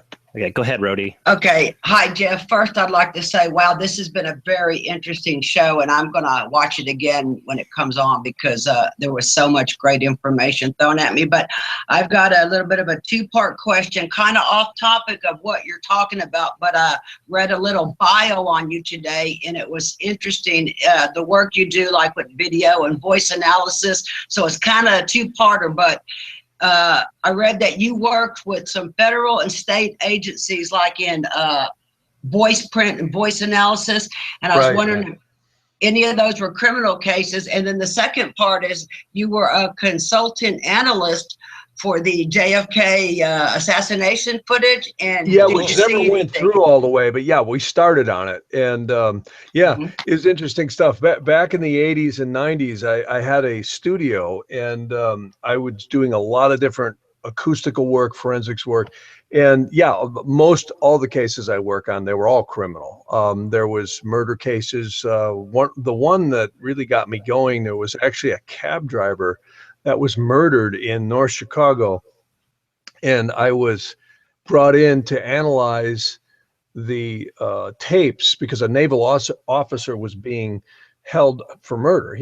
They were accusing him of murdering the cab driver because he was the last one there, and the defense, of course, really didn't believe that he did it, and we were able to prove through forensics testing that the tapes were actually they were stopped and doctored.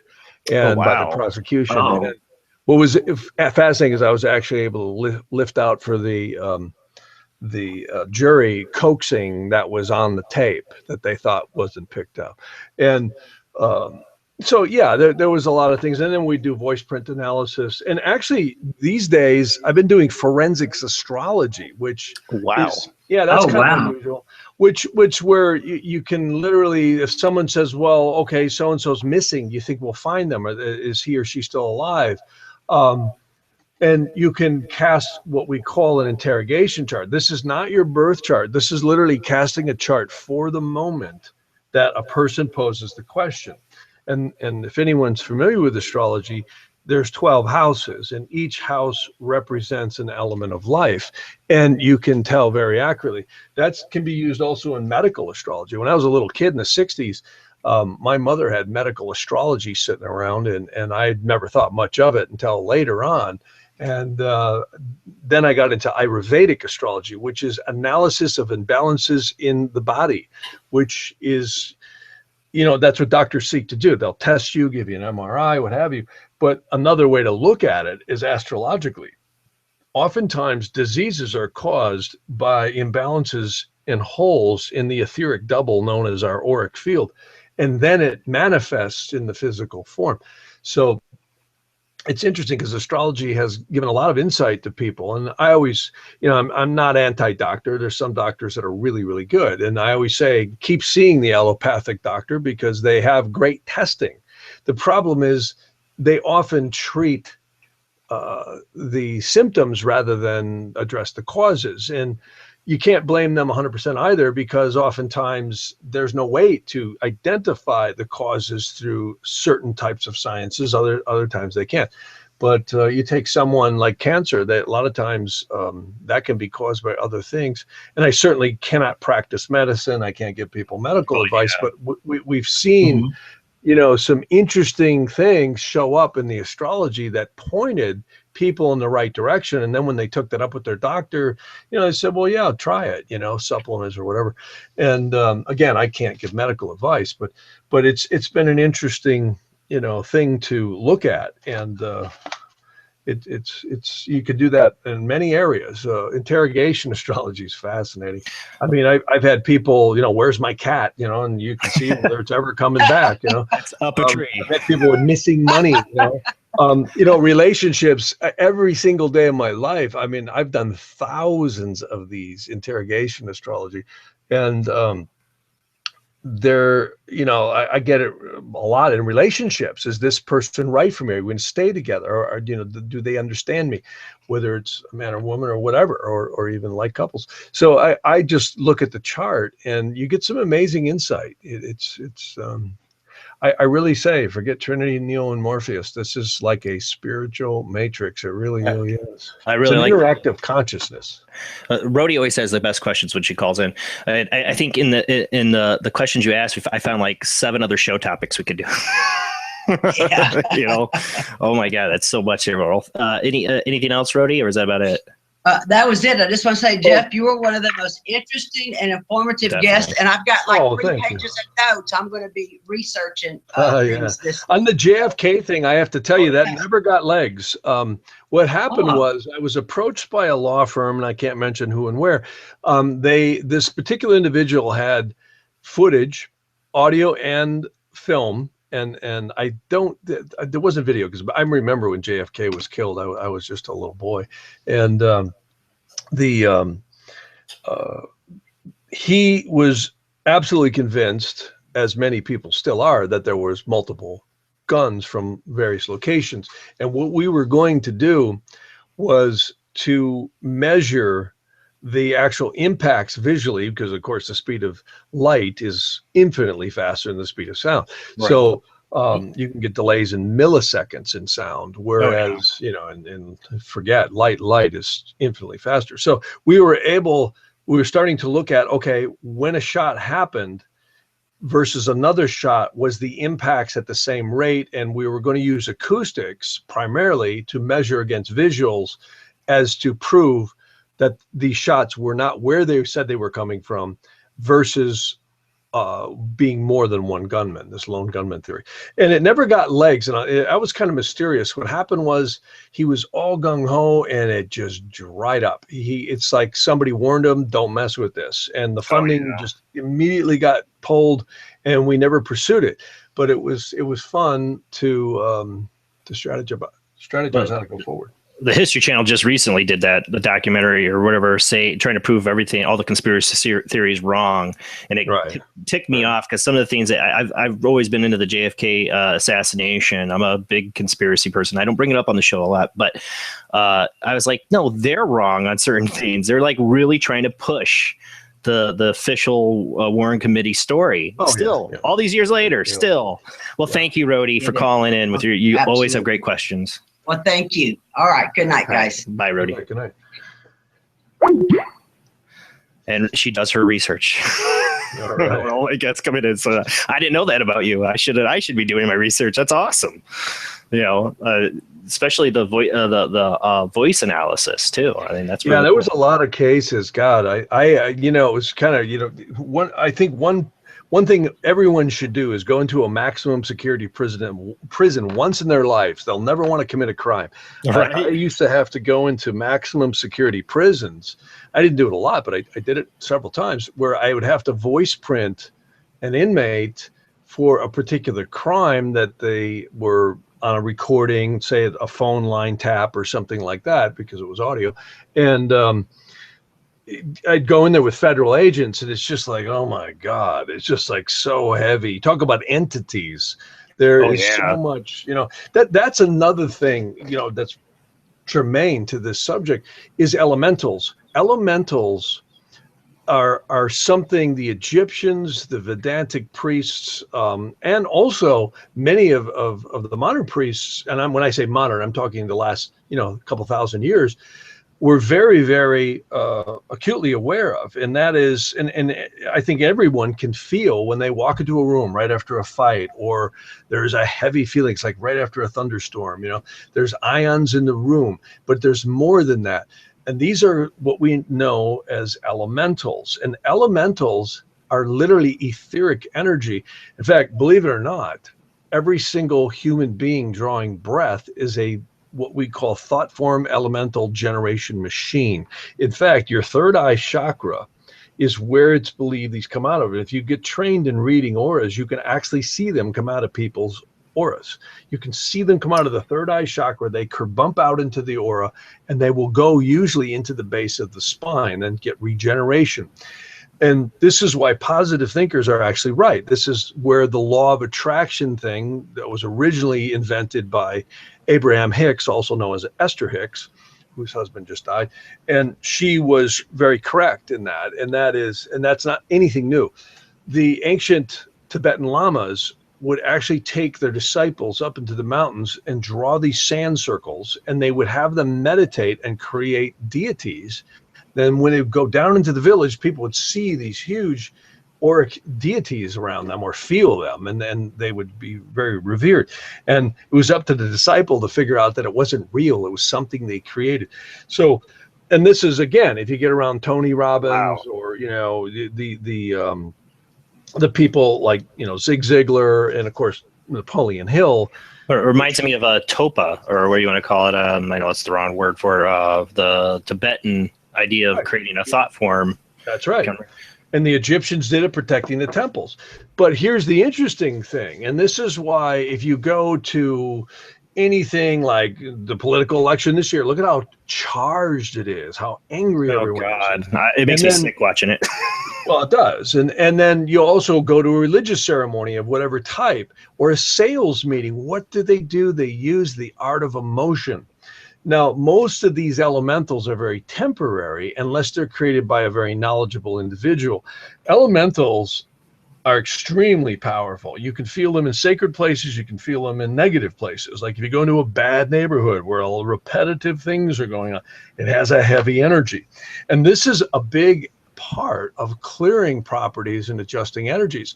And I've done extensive work in certain areas of the country and the world where I find it's kind of like sweeping out the ocean at low tide. It's going to come right back in.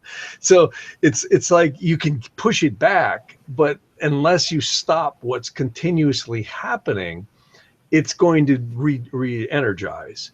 So it's very fascinating, these things. And in fact, a wonderful book about some of this is a book called Daimonic Reality by Patrick Harper. He touched quite elegantly on some of these things. And this, he, you know, mentions sacred shrines, he mentions the soul of the world, and many of the things I mentioned. But it's certainly one book that is more modern and I think easy to understand these types of things. But what's so important is to shift someone's consciousness and awareness. And this is what positive thinking is useful for, and certain religious ceremony, because it does give the mind a framework at which to relate and hang these things on.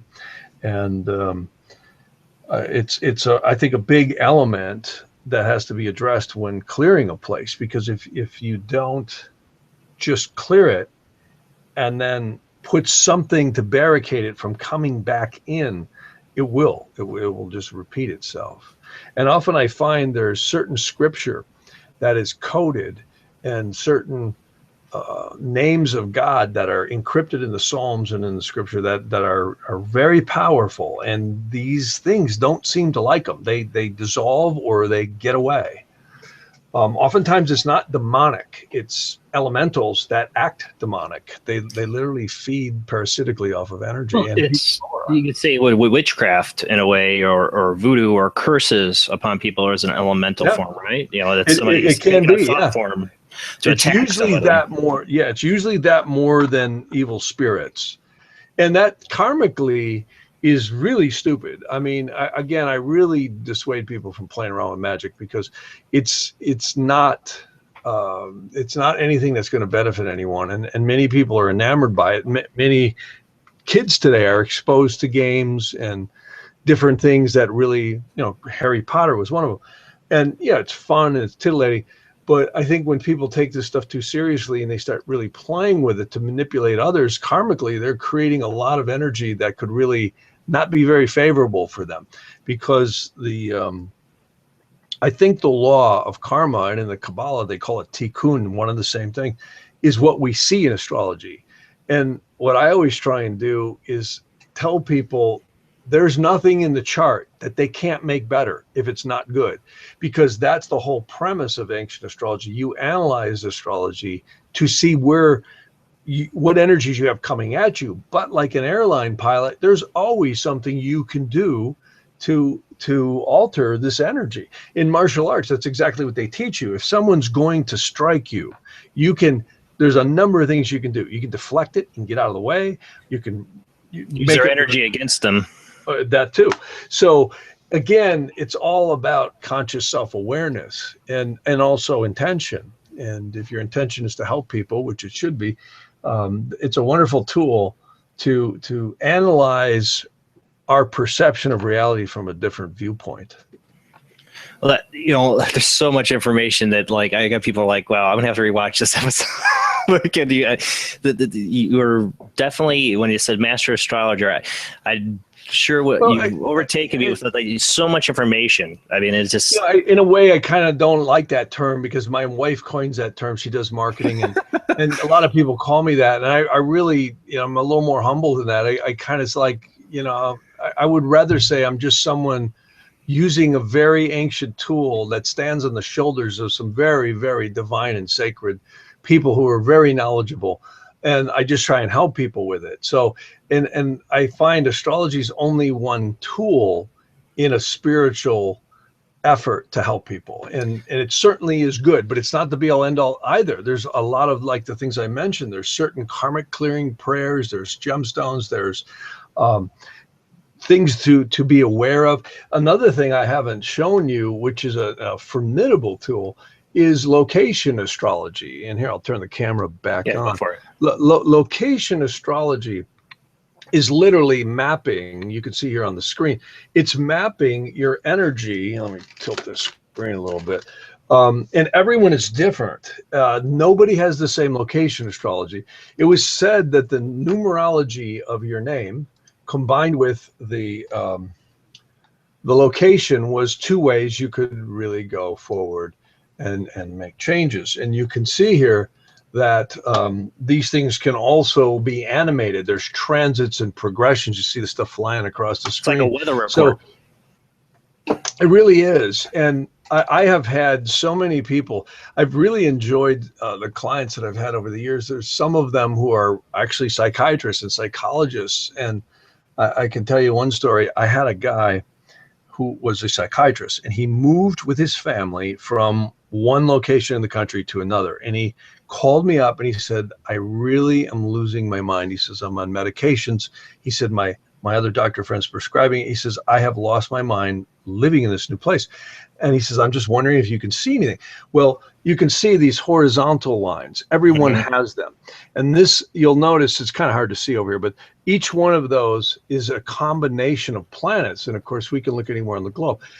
This gets way past good and bad. There's not just good places and bad places to live. There are very specific energies that, like this guy was living on a Moon-Pluto line. Plain English, emotional torture.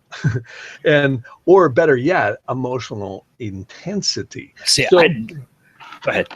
Well, what happened, I'll just be brief here on the story. Yeah. What happened was he said, is there something about where I'm living? I said, yes, you're living on a Moon-Pluto line. And I actually put the text up because I actually can do that. See, during readings, I actually log people into my screen and I tell them how to make a movie of it. And so they literally have a movie about them, which is so superior to the old days because now you can play it back and watch it over and over and over again. And I go through all their Vedic charts and all their transits, and I have a whole presentation. I just flip back and forth between programs, and I can see their charts and everything. So long story short, I told this guy, you move to a place that is very intense emotionally. He says, well, I get it. He says, this is precisely how I feel. And he says, but what can I do? He says, I've got my wife, my kids are in school now. I bought a practice. I bought a home. I got mortgage payments. And he says, what am I going to do? I says, well, I'll tell you, the first thing you can do is realize that what you're on has this energy and you can change your reaction to it. And he said, I get this. He said, I'm a psychiatrist. He says, I get this. He said, I can deal with this and I have to deal with this. It's kind of like if you're in the Colorado River, you might want to start swimming downstream, No, right. But once you know you're in the river, you're going to swim a lot different than if you were blindfolded and thrown in there, So you realize the forces you're up against you can navigate much more effectively if you become aware. And that's why the religions have always made this, oh, it's superstitious, it's the work of the devil. No, it's not. It's energy. In fact, the ancient astrology proves God, and it proves angels, and it proves guardian angels, and it proves all of it. It's like, how could the religions even make this up? There's an old saying, the best thing that come out of the religions was the music. And I think it might be true. Right. And I also find there's some wonderful things in religions, and I have great respect for them. But they get a little dogmatic, you know. Well, I've always been a Gnostic in belief and question everything, but I've always liked to read and study into all the different religions. You know, I've never wanted to close myself off and just choose one religion. I don't think I ever could. Well, therein is the problem. Every religion will swear that theirs is the only way, and anything but it is wrong. That's what I can't handle. And some of them get so crazy they cut people's heads off if you don't believe the way they do. Yeah. We're experiencing that in the world right now. So, you know, and some religions throw people on fires. You know, I mean, so some of them are absolutely out of their trees. But, you know, and some of them think the world's going to end with Jehovah any second, you know. And I respect everybody's right to believe what they believe. But when it starts imposing on others without the freedom of choice, then, you know, you really it gets pretty crazy. Well, so you talk about places you live. I would, you know, I would love to know, you know, about where I live in Michigan City, Indiana, which is at the tip of Lake Michigan, because there's this is a weird town, I swear. But and our cities have an energy too. You know, the incorporation date that the city was formed under. And really? Yeah.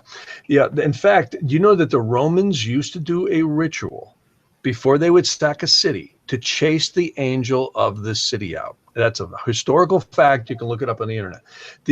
These people were the Romans. I got to tell you, they were interesting people, and you know, I mean, wow, they really went out of their way to do things. In fact, I have a theory, and I believe I'm right, that when the Romans sacked the temple in Jerusalem of right around 70 AD, they destroyed the second temple. I think they released the demons that King Solomon had incarcerated. Very interesting you said that. I've always thought that too, because you know, you look at, you know, King Solomon had the seals. He controlled the demons, and then they go and do that. And then I wondered, not just the Romans, what did they release, but the Knights Templar too. You know, there was some really crazy stuff, because there's all kinds of paranormal phenomena that happen around the death of Christ and other saints and prophets, and particularly that second temple. That one there, they said there was strange phenomena, there were strange noises. That's a matter of historical record. Now, of course, there was no recordings or video back then, but there was many documented reports that's very strange things that happened.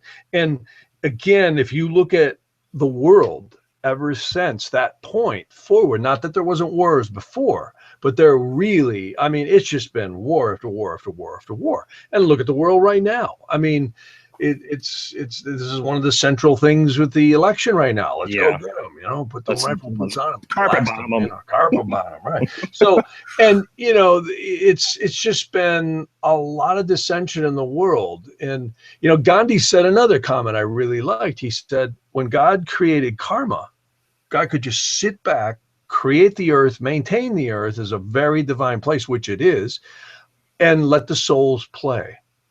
And I really think that's what's going on here. It's like Shakespeare said, who might really have been Francis Bacon, even though right, Francis Bacon. Maybe. Yeah, I really believe he was. And a lot of people they keep downplaying that, but there's pretty good. That's a whole other rabbit hole to go down. But yes, I agree with you. It is. and I personally think that life is a stage, and astrology is looking at the script.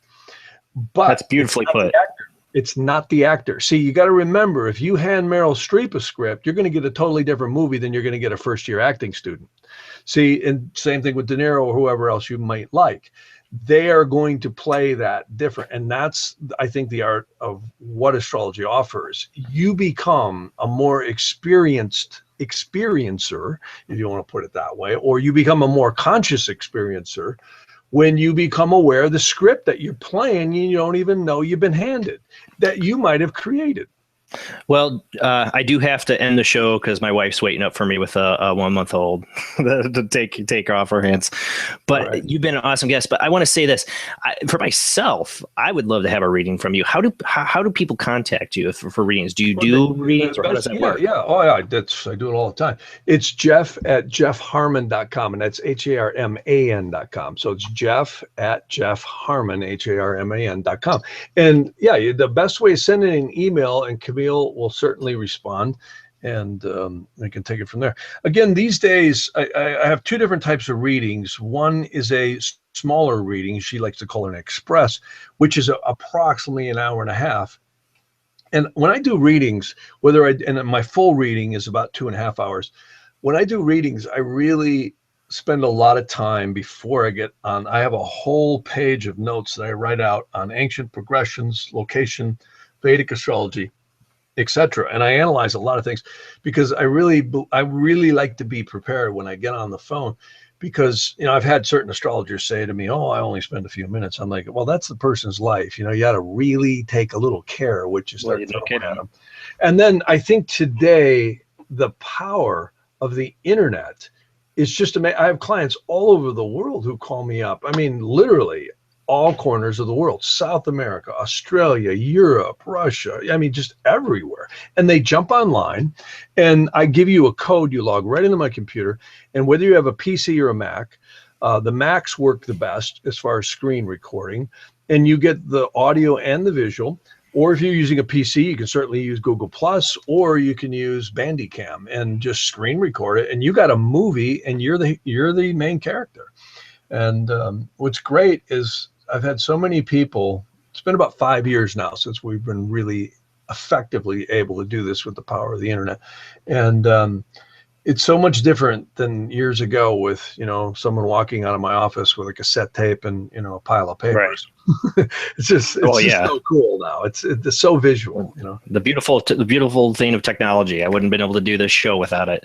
Well, thank you, Jeff. Amazing, I definitely want to have you on again. You were such a huge resource of knowledge. I know my audience would definitely like to see you come on again, because I know there's so much more we could talk about when it comes to this. And you seem like you have a lot more to you than just astrology, even. So well, that's my point. It's just one tool in the toolbox. Yeah. Well, I would love to have you on again sometime. Definitely. Well, thank you. I will be contacting you because I would like to get a reading. I've never had an astrological reading done before, and I got things in my life that I would love to see your take on. Because I've had the reason I do this show is I've had paranormal things happen to me ever since my earliest memories. Sure, that usually shows up in the chart. A lot of times, that what I love again about Vedic astrology is it really shows how thin your veil is. Some people's veil is very thin; they're punching through. It shows also in Nadi astrology, you can actually see reincarnational things. In other words, where you were before, why you have interactions with your parents and siblings and other things that happen. So it's really a powerful tool to look into our perception of reality from a totally different viewpoint. Well, thank you, Jeff. I'm going to get my and music rolling. Like I said, I will have Jeff on again. We'll definitely set up another show date with you sometime, because there's just so much more to talk about when it comes to astrology and the other aspects of the paranormal that you've experienced, obviously doing this. Next show next week might be on Google Hangouts. It might be on Blab. I'm not sure about my guest next week, so we'll see. But it will be Sunday, 10 p.m. to midnight. Either I'll let people know on Facebook and that if it's going to be on Hangouts or if it's going to be on Blab. Thank you, guys. This was an awesome show. Thank you, Jeff. I can't wait to talk to you again. And like I said, I'll be emailing you soon about trying to get a reading. You were awesome, guys. Everybody have a great night. I will see you next Sunday. When you get the time, leave your soul behind. All the signs align, and what you gon' find.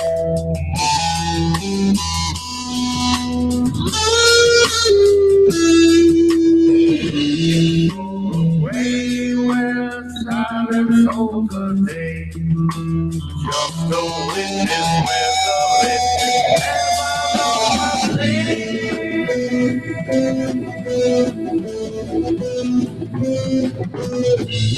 never know my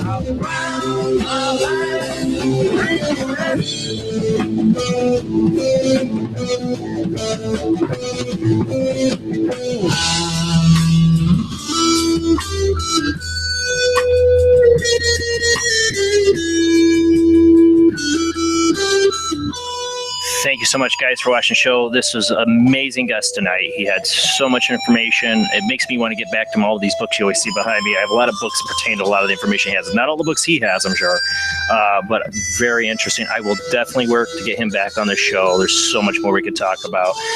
See you guys next week again. Like I said, for people that don't know what Blab is, check it out. I might be on that one next week. You can download it on iPhone, or you can find the website on your Androids using the internet. You can join the show through Blab like we do on Skype, but it's a lot easier. We'll see. I'm testing it out, but right now the show's still going to be on Google Hangouts mainly. All right, guys. See you next week. Same bat time, same bat channel, 10 p.m. to midnight Central Time. Everybody have a great night. See you next Sunday.